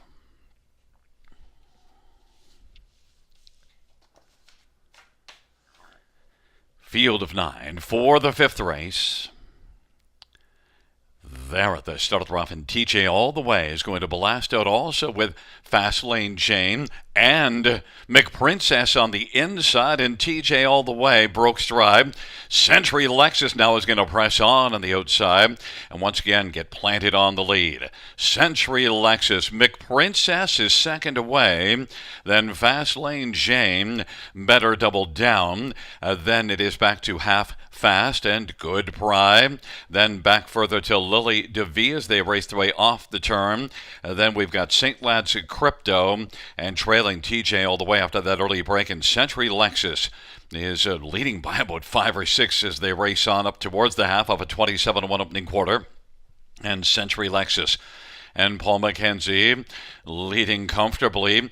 McPrincess is racing second at 21-1, and then Fast Lane Jane racing on the inside and to the outside. Better Double Down now is coming first over from the trailer post and is racing third. Fast Lane Jane is fourth. Halftime 55-3. Then it is back to Half Fast as they race their way on towards 3/4, and Lily DeVie and Good Pride and St. Lad's Crypto, but now coming on to grab the lead. McPrincess wheeled out as Century Lexus put up a big 55-3 in his weekend debut, and it is McPrincess, but now Better Double Down is bearing down on the outside against McPrincess, and it is Better Double Down to McPrincess. Century Lexus and Fast Lane Jane and Half Fast on the inside is racing Feb. Better Double Down as they come on down the stretch drive. Better Double Down and McPrincess's game. Better Double Down to McPrincess. Better Double Down leads as they come to the finish. Better Double Down wins it. McPrincess is second, and then Half Fast and Century Lexus 155-1. Well, the trailer post, who cares? No problem. Didn't see that one coming. 155-1 made a mark. We've seen the Woodbine Mohawk Park shippers, though. They come in not showing a whole lot, but we did say she did show some 54 speed back in June with some nice back quarters. Well, showed up with some form here this evening. Austin Sorey breaks the maiden aboard. Better Double Down. And the 2-year-olds, they fared well in there. McPrincess, we saw get away well and raced it really good off some hot fractions. Yeah, both of the 2-year-olds get onto the ticket, and we thought also that McPrincess might be handled a little cautiously at the start. Not so. Not so. I mean, you're getting, 7-2 on the winner onto a 21-1 shot second. I did not see MC or McPrincess leaving like that at all. From the rail, so going in the right direction, right? She comes out from that strong barn of Greg McNair. I think what we're starting to see with Century Lexus is might need a little work to settle after making the lead. Yeah, 27-1, right? And I thought maybe a softer second quarter, but the biggest thing for that one, they wanted the clean line, and she's got it. Yeah, they absolutely got that part of the business done, and it's just one that obviously it's still early in the career, so can learn to settle on the lead. Said this will be 100%. just a 6th start, so But certainly, one thing that'll stead her well throughout her career can get off the gate. Oh, can she ever? 27-1, and did it quite easy, right? I mean, she's coming down in front of the grandstand, right out in the center of the track, like she owned the place. Well, she did for the front half of that one. Surprise break for me with that 6 TJ all the way. Yeah, absolutely. And look, Better Double Down's got her ears up, and she thinks, "Why are you talking about all those other horses? I'm the one you should be talking about." She did all the right stuff in there. This high five, if it's out, is going to come back huge, Gary. Better double down, ships in to win. Nice price, 7-2. A couple of our cappers went that way, so they steered you on to a 7-2.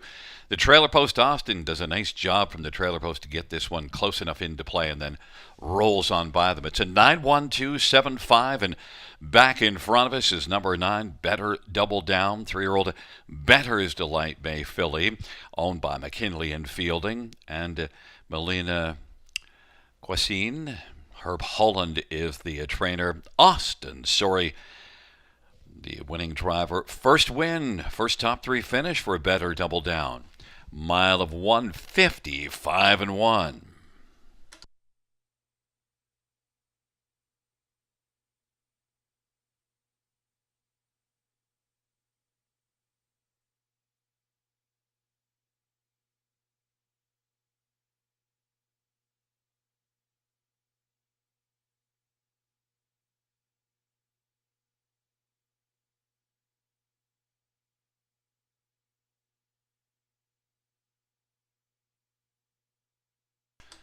Also a trackside for the winner's photo, Christine Monday.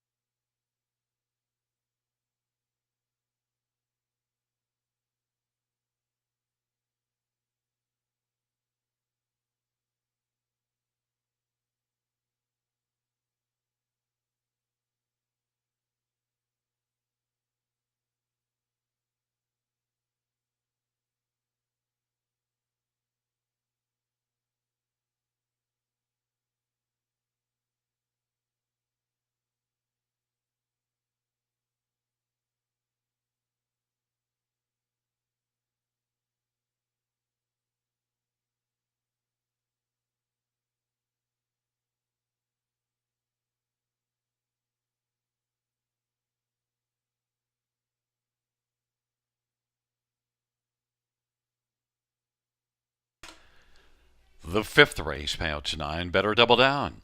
988, 10, 561. Make Princess, 1350 and 860 and 2. Half Fast, 390. $2 exactor, 174.60. Dollar try, 427.50. High 5 carryover, 4,174.88. Dollar pick 3, 101.25. Dollar pick 4, 190.30. And we had a 20-cent pick 5 of 167.89.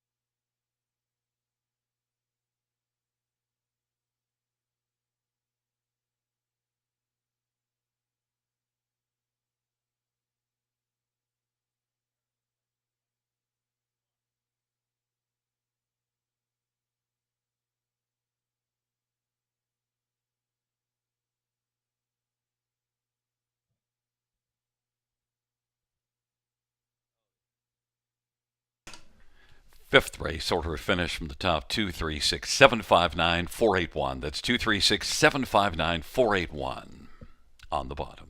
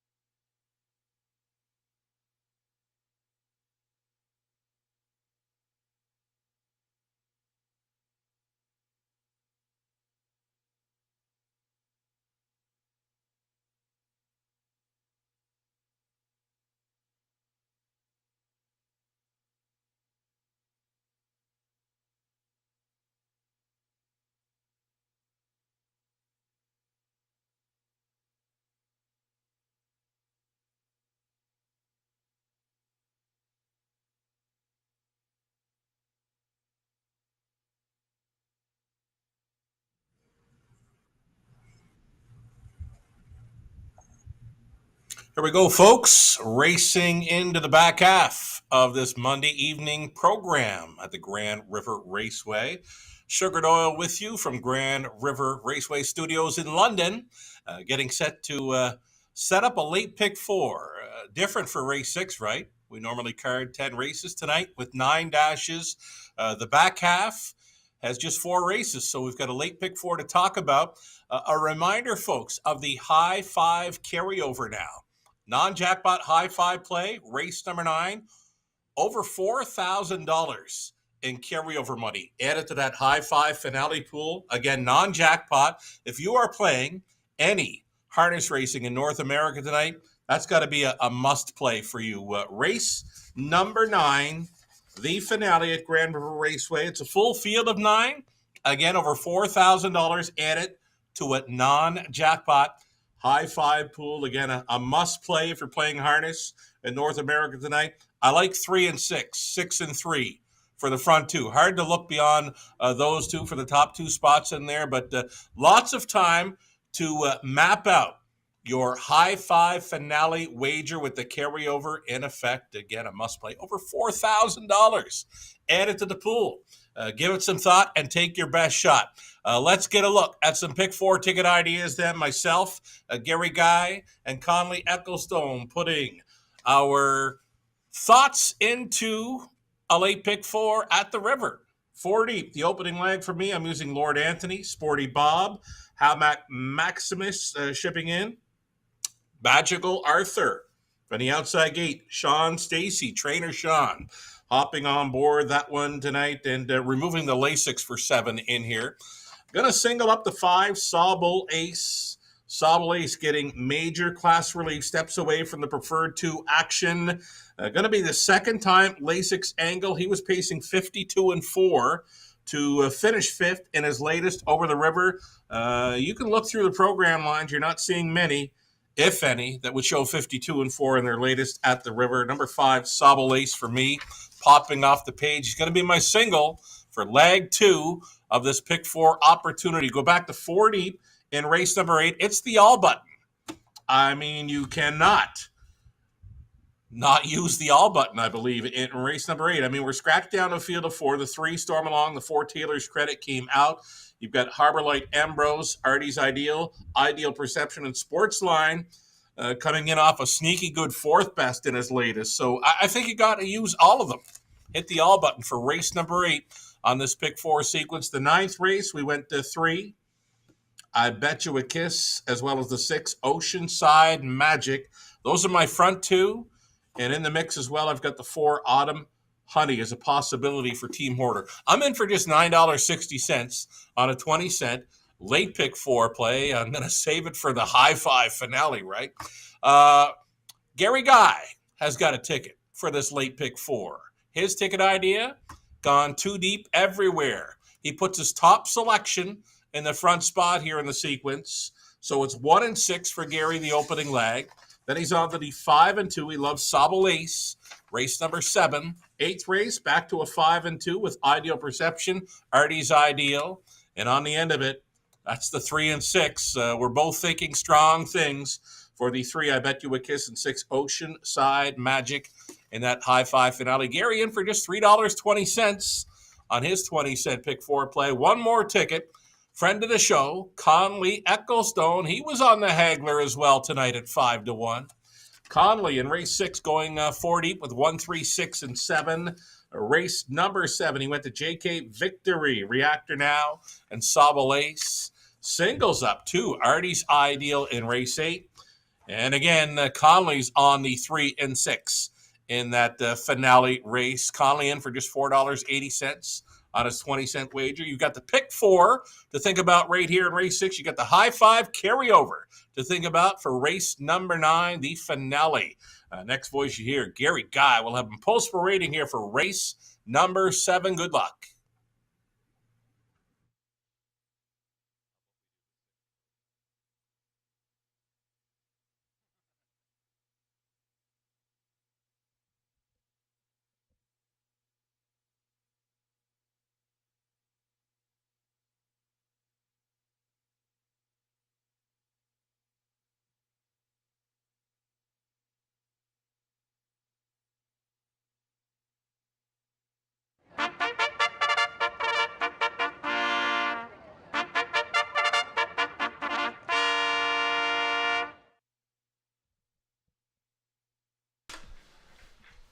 Field for the 6th on parade. 1 Lord Anthony, Sammy Fillier for Ben Hollingsworth and Michael Goldberg. Number 2 is Sporty Bob, Daryl Thiessen for Joshua McKibben and M&S Racing.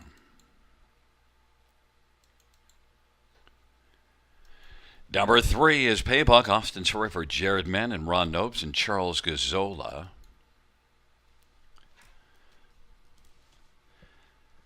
And number 4 is New Shooter, Natasha Day for John Braid. Number 5, Full Disclosure, Jason Ryan for Ashley Lenvoy and Gino Toscani. Number 6, Hamac Maximus, Damon McClellan for Grace Sorey.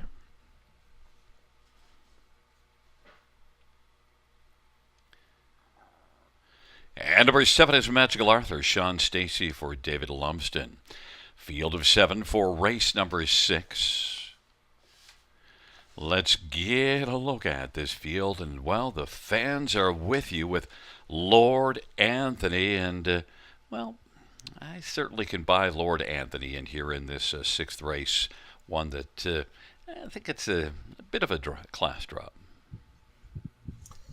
It is, too. And you know what? After seeing that little 2-year-old leave sharply from the rail in race number 5, maybe Lord Anthony can flash some of that gate speed in here. His best chance is to be finding a spot up close.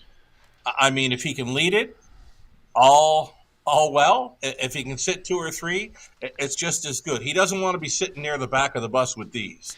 Yeah, well, we're both on Lord Anthony, even though, you know, it's been a little while since getting into the top 3. It's been since London, so was racing well when you last saw this one at London, but since then, not as good. But also, you see a lot of miles in against much, much tougher. And Lord Anthony, I think, just fits really well, 6-5. We both think that Hamax Maximus is the one to go to in second, and that last race at Georgian Downs wasn't great for the Maximus either. Well, I love the fact that he's kind of fresh right now. I mean, he was facing much tougher in his latest 2. He got put away, but it looks of it mid-April. So it's, well, a month and a half or so, maybe closer to 2.5 months for a bit of a break for number 6, Maximus. Damien McClellan, he's got speed to work with here over the big track at Woodbine Mohawk Park. Was able to find pocket rides. up there, and 52-4. Life Best came there for Damien late 2024. This horse is worth a long look at 4-1. I think he's going in play tonight. I think he's going to sit the front 2 or 3. What a story of different seasons. 20 top 2 finishes and 30 starts last year, just 2 and 11 this year. And look, you have to be favorably disclosed towards this one because, look where the owner is from, Montague PEI. Yeah, and this is where the horse was racing most of his 2024 season, down around Charlottetown, Summerside, Maritime tracks, right? So was able to, 23 of 30 top 3 finishes, including 9 wins. Most of those wins did come back in the Maritimes, where Damien McClellan hails from. I believe he's a Cape Breton, while owner Grace Sorey says it right there in the program, Montague Prince Edward Island. Grace, sister to Austin. So the Soreys doing good things up here in Ontario. Oh, I didn't know that connection. Well, that makes sense. And look, Sporty Bob is sporting 6-1 on the board. And last start at Georgian was much more sporty. Right, able to ride a 2-hole and finish up a second best 54-3 speed over Georgian. That's got to be kind of like 53-ish over the river. Yeah, I think so. And look, this is one that even though needed a flat line, they left with this one, so they felt confident and got a pocket ride and finished second. So Sporty Bob, Daryl Thiessen, this is one that I know can do very good things on the lead. We'll see what the plan is. 7-1 is a price that could be enticing. We both see this race relatively similarly. You have 1627 and I went 1672. So we have to get to Magical Arthur, and of course we have to get there because tons of class.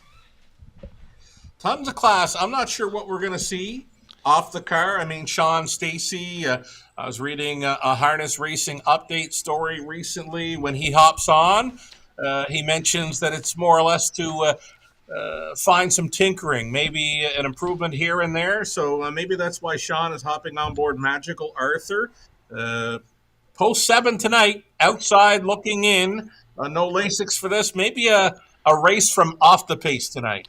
Just to change things up, because certainly didn't fare well. Tired in the late going, dropped from a close second at the top of the stretch to finish 5th. It's a field of 7 for the 6th Lord Anthony, Sporty Bob on the inside of the center, Paybuck, New Shooter, Full Disclosure. And to the outside, Hammock Maximus and Magical Arthur. Field of 7, the 6th race.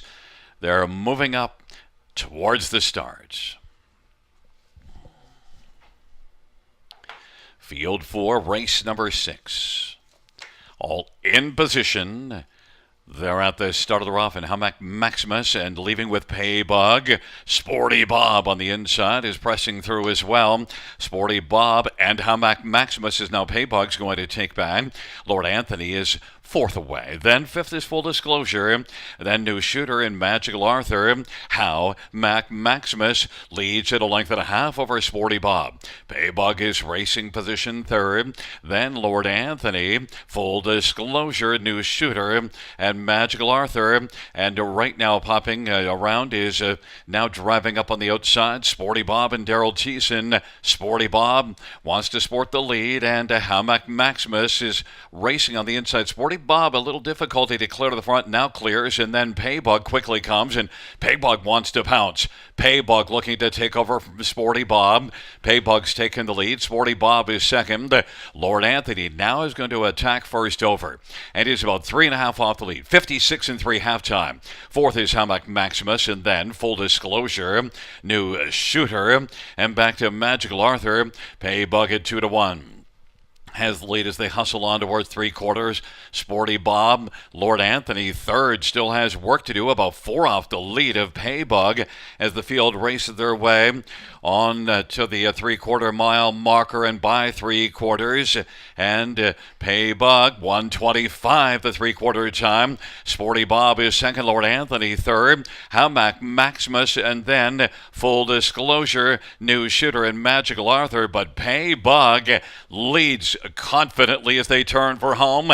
Pay Bug on down the stretch drive, and you're going to get paid if you bet Pay Bug on top. Pay Bug dominates and wins it by about 4.5. Lord Anthony second, Sporty Bob third, and Howmac Maximus Paybug 2-1 on the board. This is one sugar that stepped up here 2 races ago with a very good effort. Last race, an outside post didn't work well, but now back to a spot that Paybug could get up a little closer early. Yeah, it kind of flew under the radar on my end. I couldn't find him in there off the latest, but certainly came to play tonight. He rose to a new mark of 154 flat. The winning move, right? Just prior to the half, when he touched down on the lead, I mean, he opened up on them, and they couldn't get close. It was over. It looks like the one, Lord Anthony, came on for the deuce, but they weren't beating Paybug tonight. Yeah, and he stepped up really well here 2 races ago, and the money came hard for me. It was the favorite, and then your horse, Up Joey's Credit, got by Paybug. And I backed that one on that start. But last race was post 7. I should have come back to Paybug, but woulda, coulda, shoulda. I still like the idea of Lord Anthony, who was second best. Yeah, I mean, if I look a little closer, I see the 7 hole is at Georgian. A little tougher to leave post 7 at Georgian versus post 7 at the river. Hey, Gary? Oh, yeah. Well, here we get that beautiful straight run. They can just blast out. Yeah. And also, they don't have a slanted gate up at Georgian where we do here as well. True. Yeah, good insight there. It's just I'm learning as I go, Georgian versus Grand River. And when horses switch tracks mid-meet, it's tough to find them to come back, like Paybug, like I said, under the radar for me in there. I totally missed them.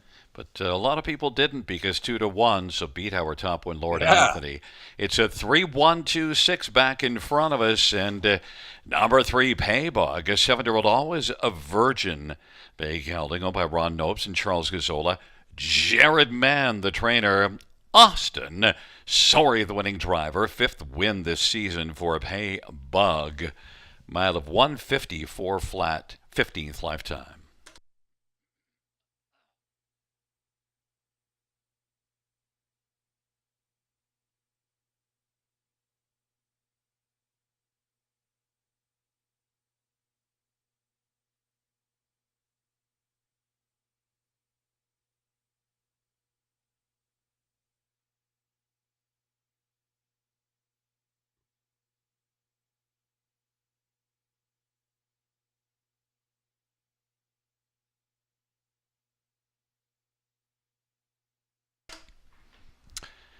Those 6th race payouts: 3 Paybug, 660, 290, 250. 1 Lord Anthony, 240, 220. 2 Sporty Bob, 360. $2 exactor, 1360. $1 try, 1705. $1 super, 5230. 20-cent super, 1046.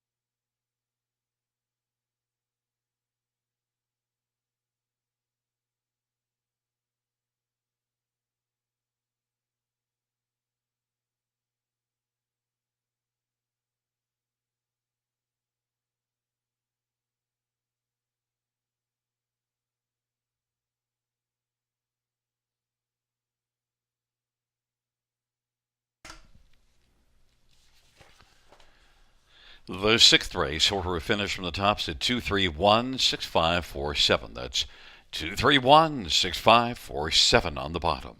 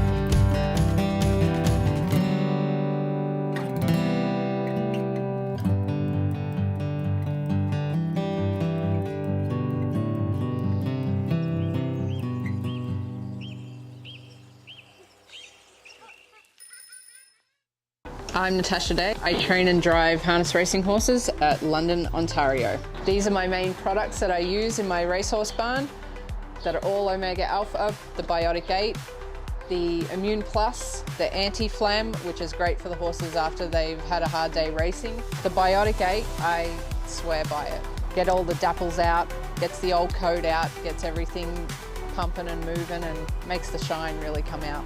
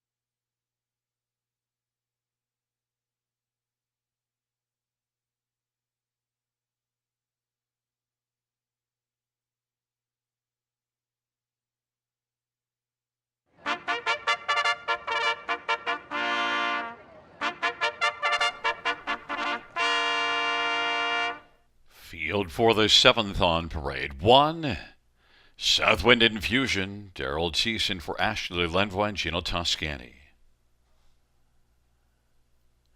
Number 2 is JK Victory, Austin Surrey for Harry Polton and the stable. And number 3 is Bolt Power, Lauren House for Brenda Darrable. Number 4, Reactor Now, Jason Ryan for Greg McNair and Bradley Grant.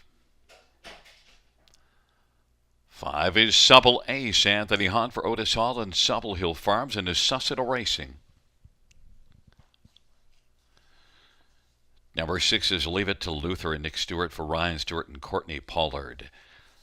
Field of 6, race number 7. Let's get a look at this field. And, well, the fans have gone to number 2, JK Victory, but, well, Sugar, we both went to 5, Subble Ace.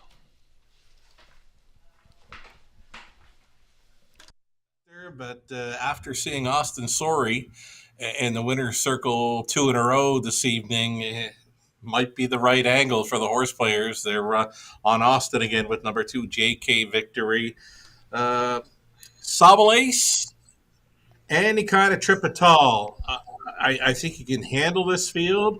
I mean, I went back to the replay. There wasn't a whole lot of early gate speed shown, but finishing up, this horse just kept on coming, and then actually Anthony Hahn had to grab up nearing the finish because there was just nowhere to go.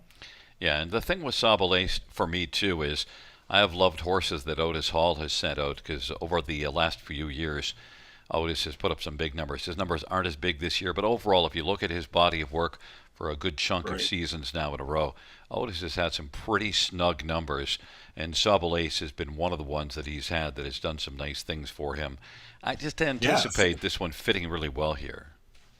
Yeah, and I mean, this horse is a 51-1 winner last season over the River, right? 4-time winner, and then already got to the winner's circle at Kawartha, which is likely why I leaned his way last time out, because I've been saying for weeks now that I'm going to chase after these horses coming in, showing some pretty good stuff at Kawartha. Yeah, and that Kawartha mile, 54-3 back half.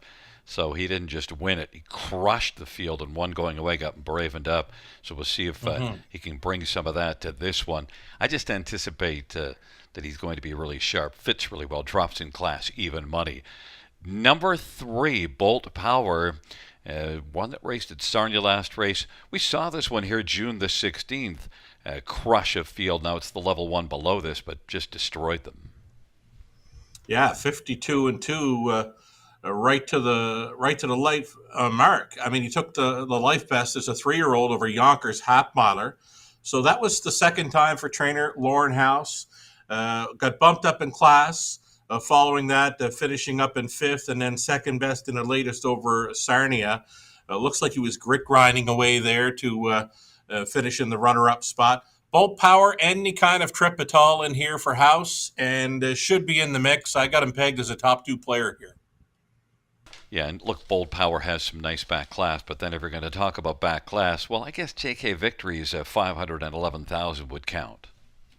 Right on. I mean, 148 and 2 winner over Hoosier Park as a 3-year-old, and already a winner this season in 150 flat over the Meadows 5/8. Racing for the stable group, Harry Polton conditioned, Austin Sorey, the hot hands thus far tonight. And now he's drifting up a 5-2. A bit of a price player now. Interested to see blasted at Georgian Downs last race, and Ashley got headed at the top of the stretch, but came and fought back, which is good when a horse leads a long way and then another horse gets by a head to come back and win. And he didn't just inch it forward, won back by a length and a quarter. I watched him in there, a little bumpy around a turn, maybe a little hitch to his giddy up when turning. Maybe that big opening turn here at Grand River Raceway is going to help this one. 52-1 speed over Georgian. Is that 51-ish over the River? And you went to Leave It to Luther to round out the top 3, and it'd be nicer to get the longest shot in the board there. Tell me, that last race at Sarnia, Leave It to Luther is at least coming forward in good form. Outside chance just to be best of the rest, Gary. That's why I went there. Yeah, and look, 54 at Sarnia last race, and before that, 3 races ago, won at Sarnia in 53 and 4. So at least there's some form, and it's only a field of 6 for this 7th race. So the outside is not a problem because you're almost in behind the gate. It is a field of 6. Southwind Infusion, JK Victory on the inside. Bolt Power Reactor now in the center. The outside, Subtle Ace, and Leave It to Luther. It is a field of 6. They're in the backstretch.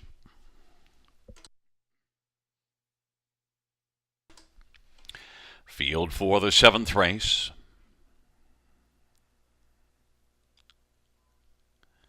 He is at the start of the rough, and Leave It to Luther from the outside with Reactor now, and Subtle Ace, and then JK Victory, Southwind Infusion, and Bolt Power is relaxed off the gate. Subtle Ace sent to the front. Subtle Ace wants the ace, and we'll have to clear Reactor now to get it, and Subtle Ace now has the ace. Reactor now is second.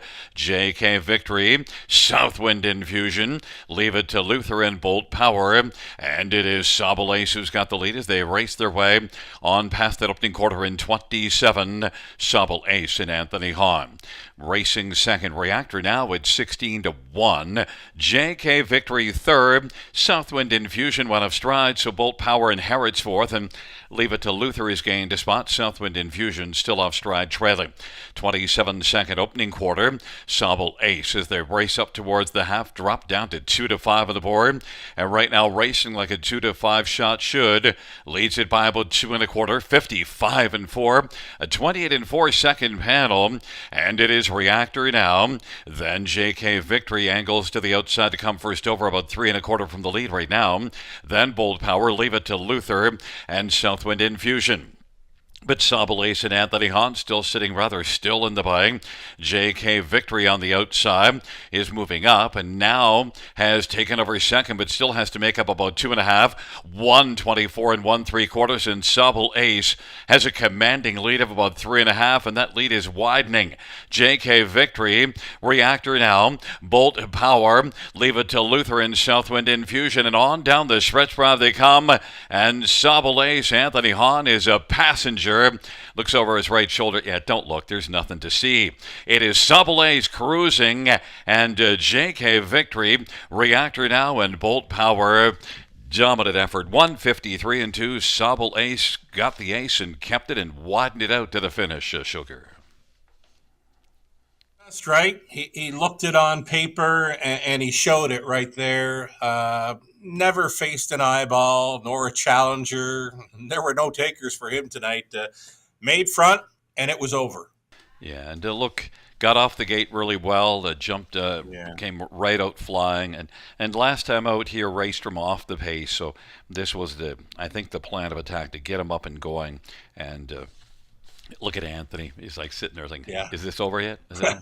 Oh. Took a peek over the shoulder and nothing was close, right? I mean, he was grabbing up again this week. I mean, last start, I was glad I went back to the replay, grabbed up in behind a wall at the finish, and Anthony is kind of grabbing up right here. I mean, this horse, more than capable of going a second or two better over the river.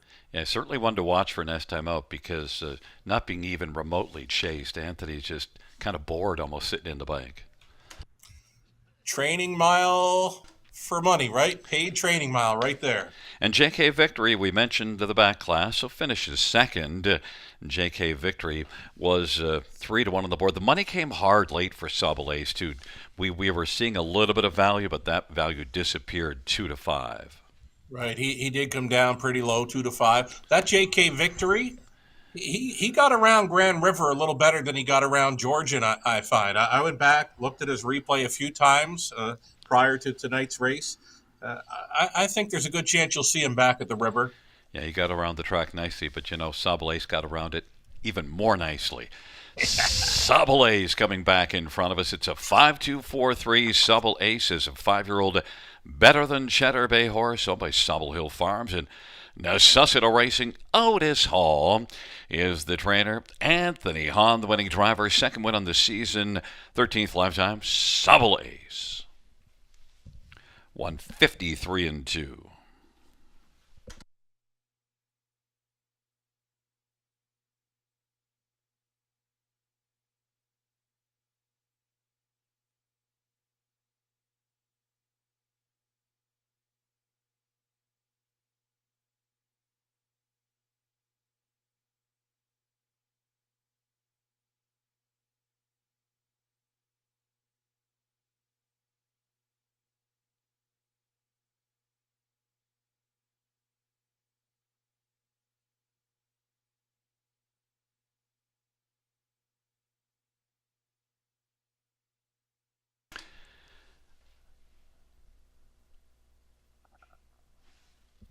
Seventh race, pounds 5, Supple Ace. 280, 210, 230. 2 JK Victory, 310, 280, and 4 Reactor now 550. $2 Exactor is $650. Dollar Try $12.70. Dollar Super $31.50. 20-cent Super $6.30.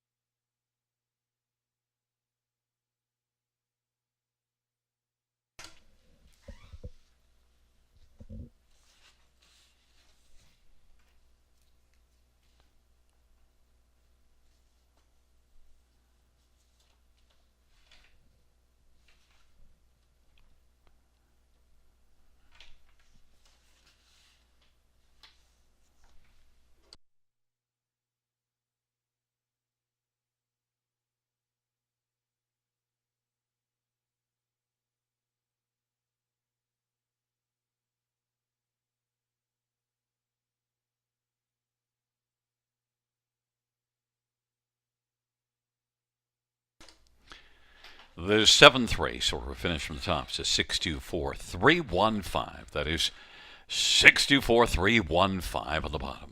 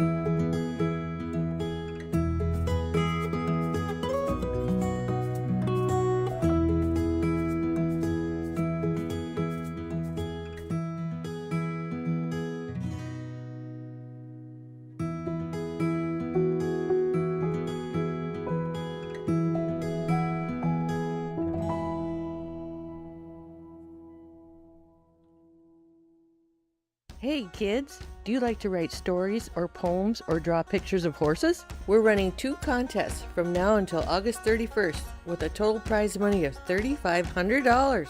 For the Youth Literary Derby, Ontario students in grades 3 to 8 can submit either a short story or a poem with standardbred theme. Poems and stories are judged separately. If you like to draw, then the Youth Art Derby might be for you. This one is open to students in grades 3 to 12, and you can do a drawing or a sketch of anything standardbred related. Check out our website for more inspiration and more information, bgracingalliance.ca.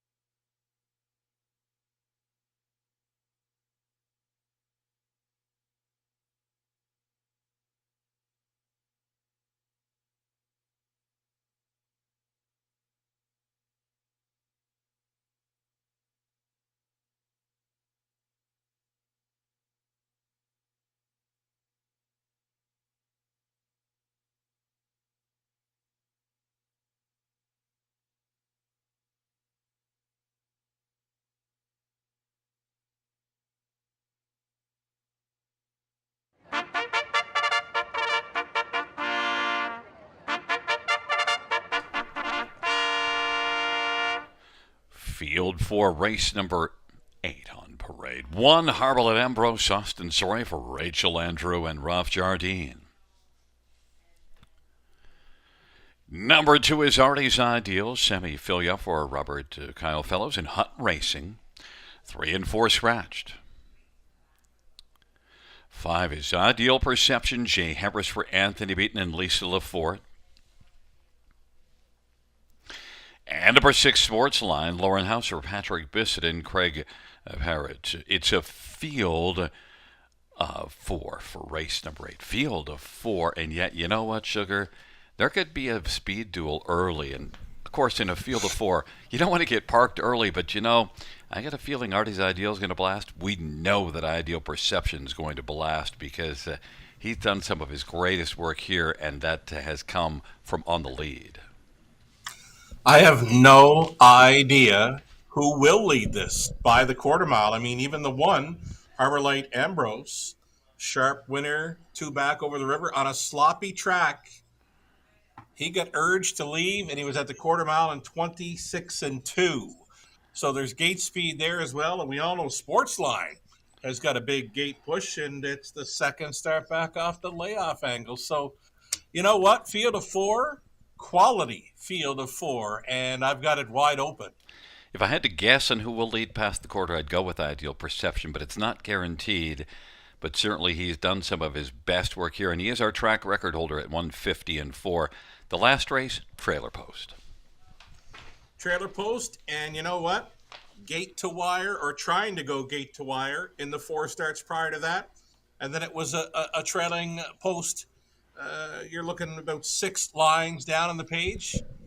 I mean, this horse gets very sharp when hidden away in the back tier spot for a start. He'll be wanting to cut this one, I'm sure.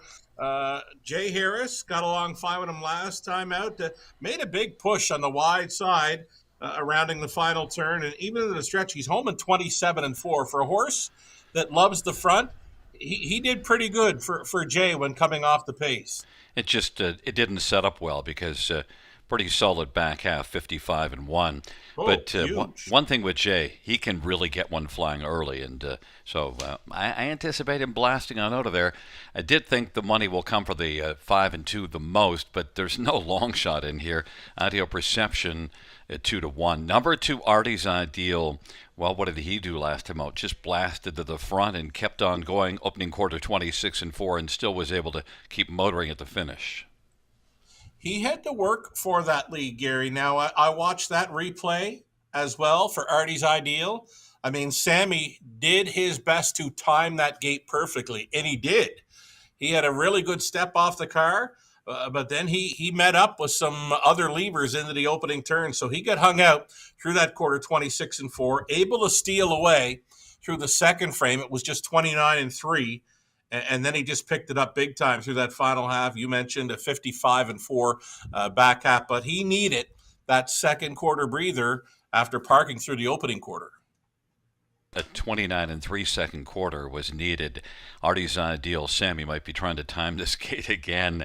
We'll see how it's going to work out. But one thing, no shortage of backlash, 703,000. Artie's Ideal has 33 wins as well, so he doesn't have to take much of a backseat to Ideal Perception. In fact, in back class terms, he's got it over Ideal Perception. Number 6, Sportsline. Right, kind of flying under the radar here, right? He's the longest shot on the board, if you want to call him that, 7 to 2. But a decent 4th when covered up throughout, and it's going to be the second start back off a layoff angle.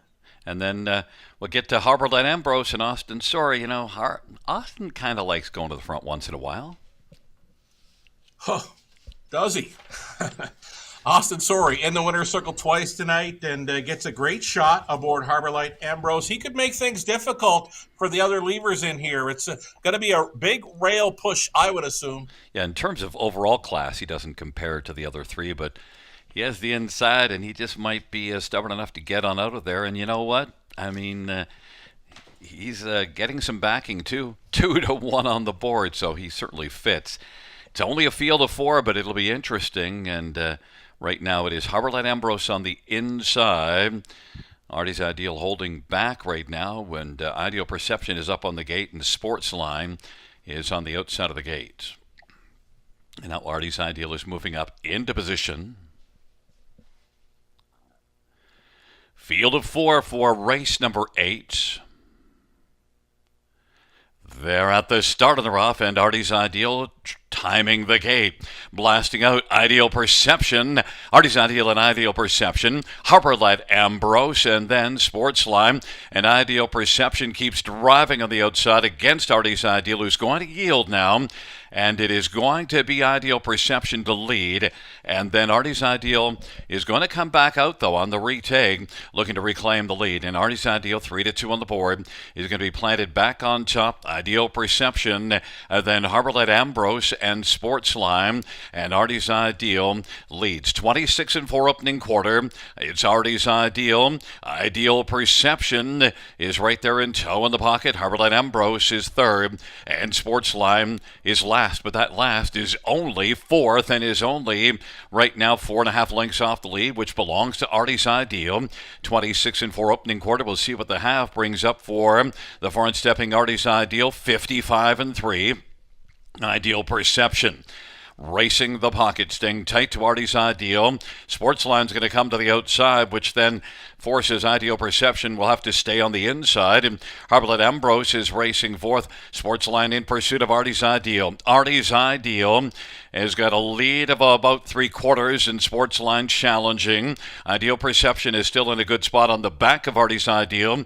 And Harbor Light Ambrose. Sportsline, though, is on even terms with Artie's Ideal. 3/4, 124-3. Artie's Ideal getting a serious test. Sportsline in the center of the track. Then on the inside, Ideal Perception is going to wait for the passing lane. And Harbor Light Ambrose is sent out 3 wide, 4 across the track, or 3 across the track. Out about to be 4 right now. Up the inside is Ideal Perception trying to win it up the passing lane. Sportsline, Ideal Perception, Harbor Light Ambrose. Sportsline wins it. Harbor Light Ambrose second. Then Artie's Ideal and Ideal Perception 153 flat. It was just a field of 4, but it was interesting. It was tactical. And then Sportsline, who's got a fair amount of back class in his own right, was able to get the better of things. Yeah, he was sneaky good, right? We mentioned it earlier on this evening. A very nice fourth when coming in off a layoff in the latest, and yeah, kind of flew off the radar again here. 4-1 winner. The 2 longest shots, first and second here. They spied up the front 2 throughout. Ideal Perception. I expected more from him down the passing lane, but just wasn't going to happen. He lost interest, it appears, sitting in the pocket. I would have liked to see him try to front that one all the way, but he was pocketing up behind Artie's Ideal. Yeah, I got a feeling that Sammy wouldn't have let Ideal Perception go unless he can retake. And you know what? But it's just I've seen Ideal Perception. His game is front end, so kind of the way that Sammy timed the gate set things up well. But they did enough heavy lifting early that opened the door for the 6 and the 1, and it comes that way. Yeah, Sportsline, nice veteran stallion, son of sports writer, right? 52-3 on his return to finish fourth. And, you know, he was covered up throughout in that return race. And then Lauren wants to try it first up. And Sportsline, of course, with that back class, shows up tonight. Nice victory, 153 flat. The surprise for me was Harbor Light Ambrose closing up well to be second best ahead of the favorites. Yeah, and he benefited by how hard the 2 and 5 fought. And look, you saw Sportsline in the preferred late in the season win a couple preferreds. Yeah, when he's on his game, there's not too many horses that can take down Sportsline on a half-miler or a 5/8 in Ontario. Back in front of us is number 6 Sportsline. 9-year-old Sports Rider Bay horse, owned by Craig Parrott of Windsor. Patrick Bissett, the trainer. Lauren House, the winning driver. 5th win for Sportsline this year. 39th lifetime. 153 flat.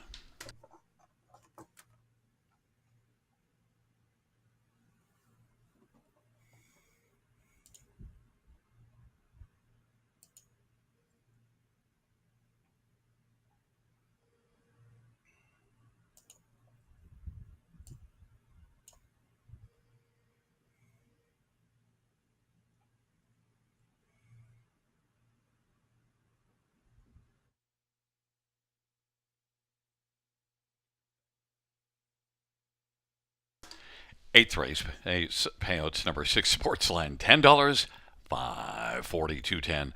1 Harborline Ambrose, $4, 250. 2 Artie's Ideal, 210. $2 Exactor, 39.70. Dollar Try, 51.55. Dollar Super, 49.90. 20-cent Super, 9.98.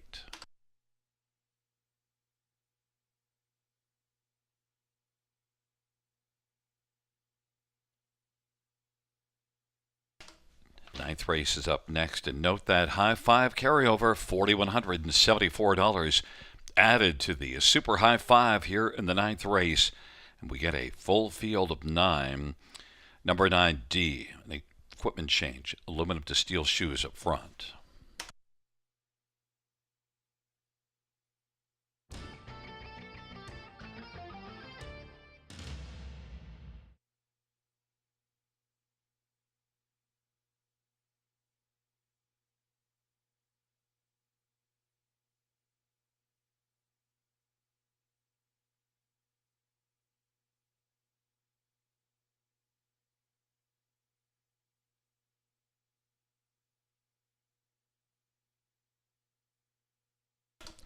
Also, note in the ninth race, 9D, Anthony Hahn driving. Anthony Hahn drives a 9D in the ninth.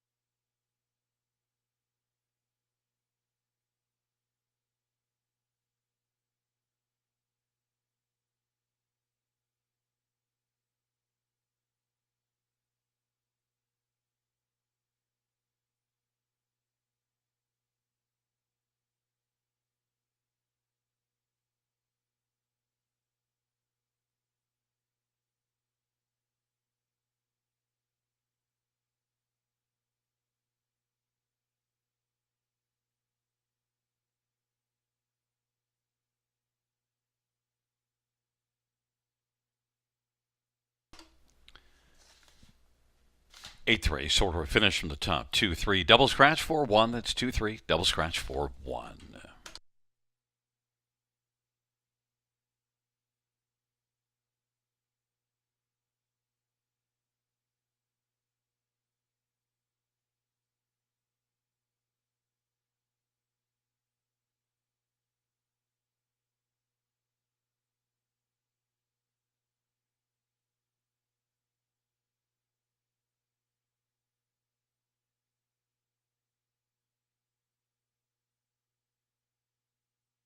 Are you dreaming of a career with horses? The Ontario Equine Education and Employment Program is here to help. If you're an Ontario resident, you can take our free course and turn your passion into a profession.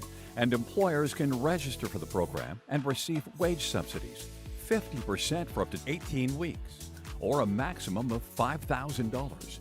It's a win-win for job seekers and businesses alike.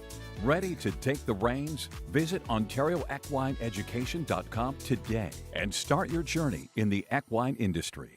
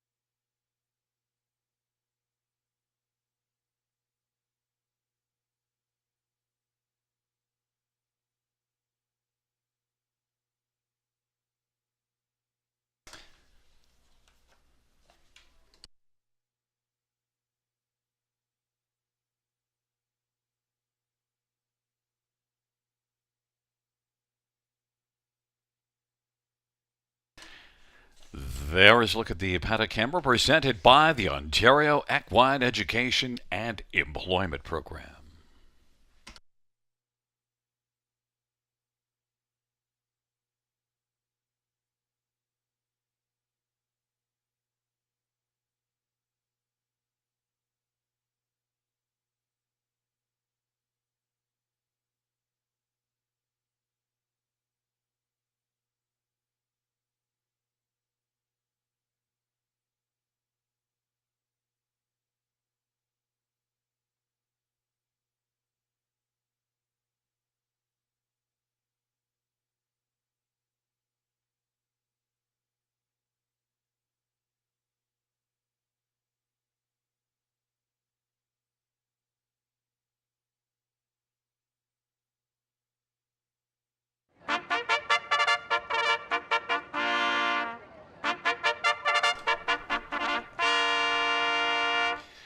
Field for the ninth on parade. The Omega Alpha Pharmaceuticals post parade. 1 Page Rock Scissors. Brett McDonough for Michael Patterson. 2 is Tempting. Jay Hammersford, Sean Stacy, Nickway Farms. Number 3, I Bet You a Kiss, Austin Sorry for Anthony Beaton and Robert Shepard. Number 4, Autumn Honey, Mike Horner. Drives and trains for RAW Equine and Mark Horner. 5, Lady Wicked, Garrett Rooney for Gerald Lilly and St. Lad's Farm. Number 6, Oceanside Magic, Jason Ryan for Sean Stacy and David Lumsden. Number 7, My Mom's an Ace, Daryl Thiessen for Brian Eckenstein and Debbie Eckenstein. 8 is Calico Sealster Semi-Filia for Joshua McKibben and Kim Smith. And 9 is D, Anthony Hahn for James Dean and Wilma and James McKenzie and Paul Chapman. Let's get a look at this field as we get that carryover into the high five of more than $4,100. The pool should be sizable. And, well, we both like number 3, I Bet You a Kiss, and we're not alone there. 7-5 on the board.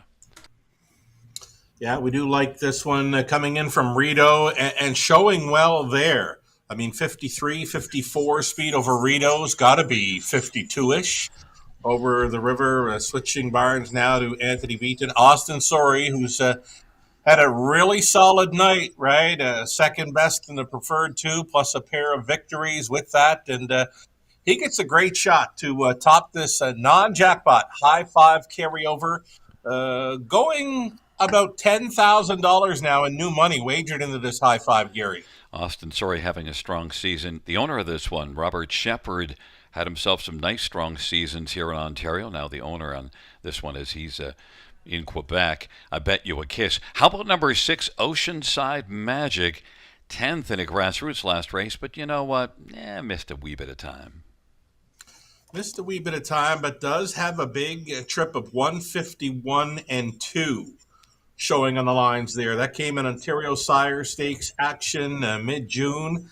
I don't know, just maybe trying to find an easier spot for the daughter of Better Than Cheddar, Sean Stacy, racing earlier on in the card with Magical Arthur. He recruits Jason Ryan to hop on board this filly, again showing quick speed over the big track of Woodbine Mohawk Park. So a trip in 52-ish for this would not surprise me whatsoever. And don't get too hung up about 10th. Sat back through a slow early pace in a race that went in 150 and 4. Final quarter was 27 and 2, so she was flying late in 27 and 4 before that. Number 4, Autumn Honey is one that was racing well before last race, and you know what?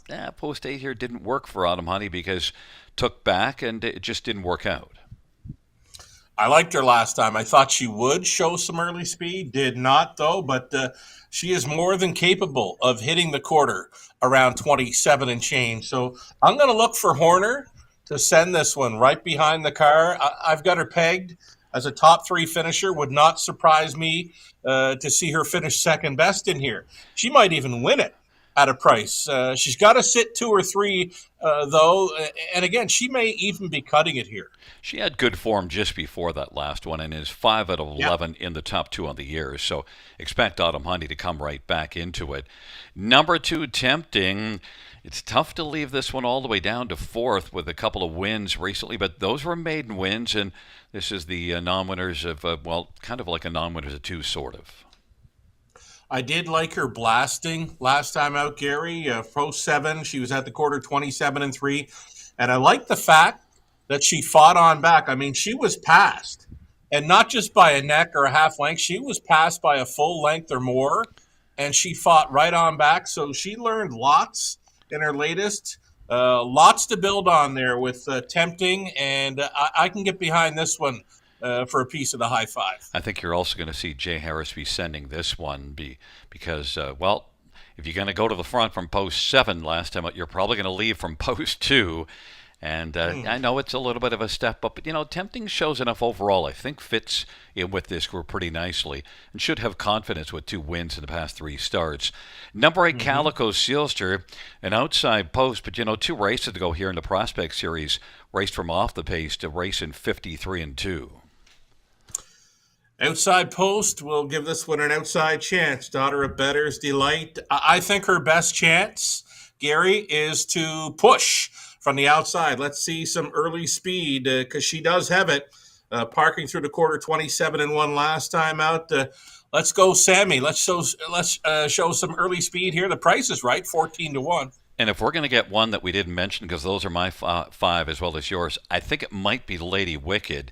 Thing is, this one has not raced since May the 2nd and made a break there. But also, you saw this one win April the 4th at London and wire to field. And it is Garrett Rooney for Gerald Lilly. So there's some strong positives. 5 out of 10 in the top 2 on the year. Yeah, she had a start or 2 under her belt. I'd like her a little more. I'd not leave her off that 5th and final spot in the high 5. I wouldn't leave anything off the 5th spot. I'd be hitting the all button for 5th in this. But Lady Wicked, 58-3, life best, April 4th over London. That was a big mile. So, I could use her for 5th in here. Yeah, just because we've seen it before. Now, the key, of course, has been off a while. Field of 9, Page Rock Scissor, Tempting, and I Bet You a Kiss on the inside. Autumn Honey, Lady Wicked in the center. The outside, Oceanside Magic, My Mom's an Ace, and Calico Sealster, second tier to D. It's a field of 9, race number 9, on a marvelous Monday as we are gathered at the river.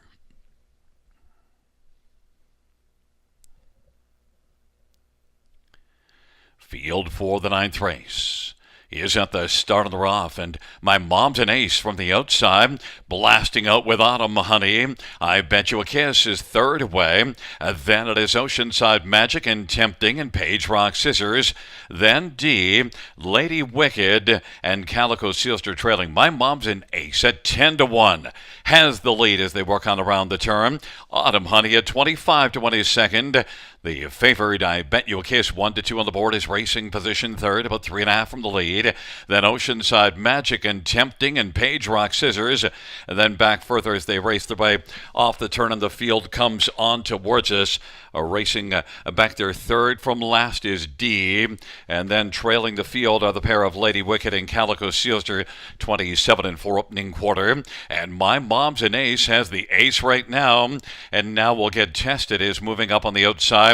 Is I Bet You a Kiss, who took out from third and is traveling first over and is a length and a half from the lead. That lead belongs still to My Mom's an Ace, who's looking strong. Half of 57-2. Autumn Honey sitting in the pocket third. Oceanside Magic Tempting on the outside fifth. Page Rock Scissors is sixth, and D is back in seventh, and then Lady Wicked is racing with just one beat, and that is Calico Sealster. The field hustles on towards three quarters, and My Mom's an Ace has led the finale since the get-go and leads it by three quarters. I Bet You a Kiss is still got plenty of work to do because My Mom's an Ace looks strong. I Bet You a Kiss hasn't gone away, though, and is three-quarters length back on the inside. Autumn Honey is looking to blast up the passing lane. Oceanside Magic and Tempting, and then Page Rock Scissors and Lady Wicked kicking in late. They turn for home. I Bet You a Kiss and My Mom's an Ace. I Bet You a Kiss Kiss and My Mom's an Ace, and on the outside Tempting as they come on to the finish. And it is My Mom's an Ace, and I Bet You a Kiss. I Bet You a Kiss gets the, well, actually now, Tempting to make it close with I Bet You a Kiss, and then My Mom's an Ace and Oceanside Magic. It got a little closer than I thought it was going to. I had I Bet You a Kiss, maybe Home and Cooled Out, but now you know what? I kind of need to see the slow-mo, Sugar. Do we ever need to see that the slow-mo? The high five carryover, well supported. There's the new money, $21,000 played into it. Is it the favorite or is it a price player with Tempting? I think they're on the line together, but I'd give an edge to maybe two right on the line. I think you're leaning in the right direction, and if that's the case, 17-1. Here we're going to see Tempting because, yeah, you know what? You're right. Well, we'll know with the slow-mo. We'll know for sure right here. I slightly caught myself falling asleep because I Bet You a Kiss. I kind of let up looking closely because if you anticipate it being close, you kind of get locked in to take a look, and I didn't lock in because I thought it was over and done with, and no, it wasn't. Here comes Tempting, and I'm more than tempted to say you're right. I'm positive you're right. That's a two. It's a 2, 3, 7, 6, and there's that 5 with G Money. Big price. Big price coming back on the high five carryover ticket. If it's getting there at all, but well, in that 5 we mentioned 23-1 had been off a while, but I just thought, you know what, enough to be able to get a piece. Anytime there's a carryover, even anytime you're playing a high five, more often than not, you want that all button for the 5th spot. 3 was the one to beat. Players had her as the favorite in there.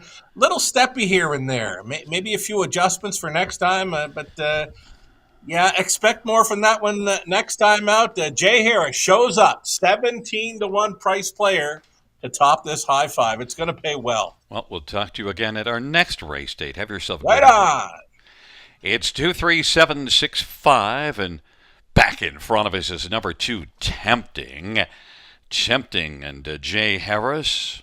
The 3-year-old will always be Mickey Bay, filly owned by Nick Way Farms, trained by Sean Stacy. Jay Harris, the winning drive. 3rd win for Tempting this season and lifetime. Tempting, 155-4.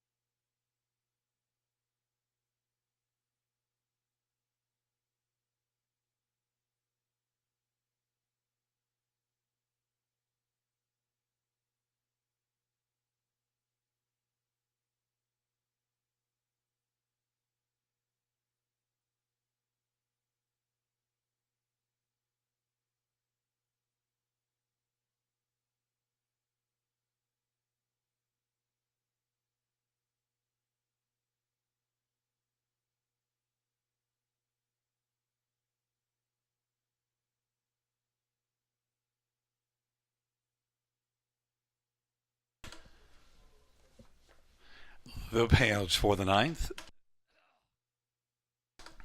Number 2, Tempting, 36, 20, 640, and 430.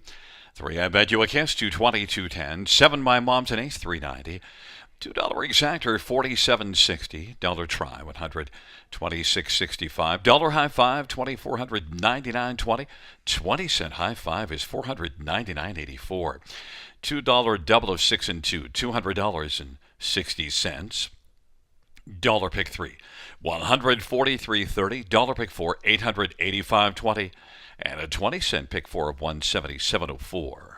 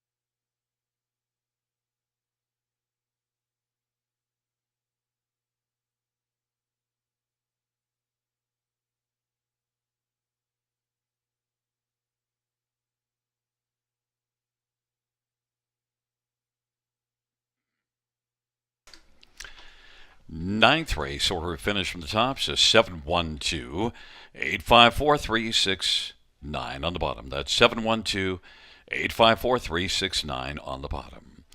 Fans, that concludes the live harness racing program for this Monday evening. There's a look at your ninth race photo. And note that live racing resumes on Wednesday night. Our first dash will go to post at 6:20 p.m. Buenas noches, amigos. Good night, everybody. Good night, Josie Bean.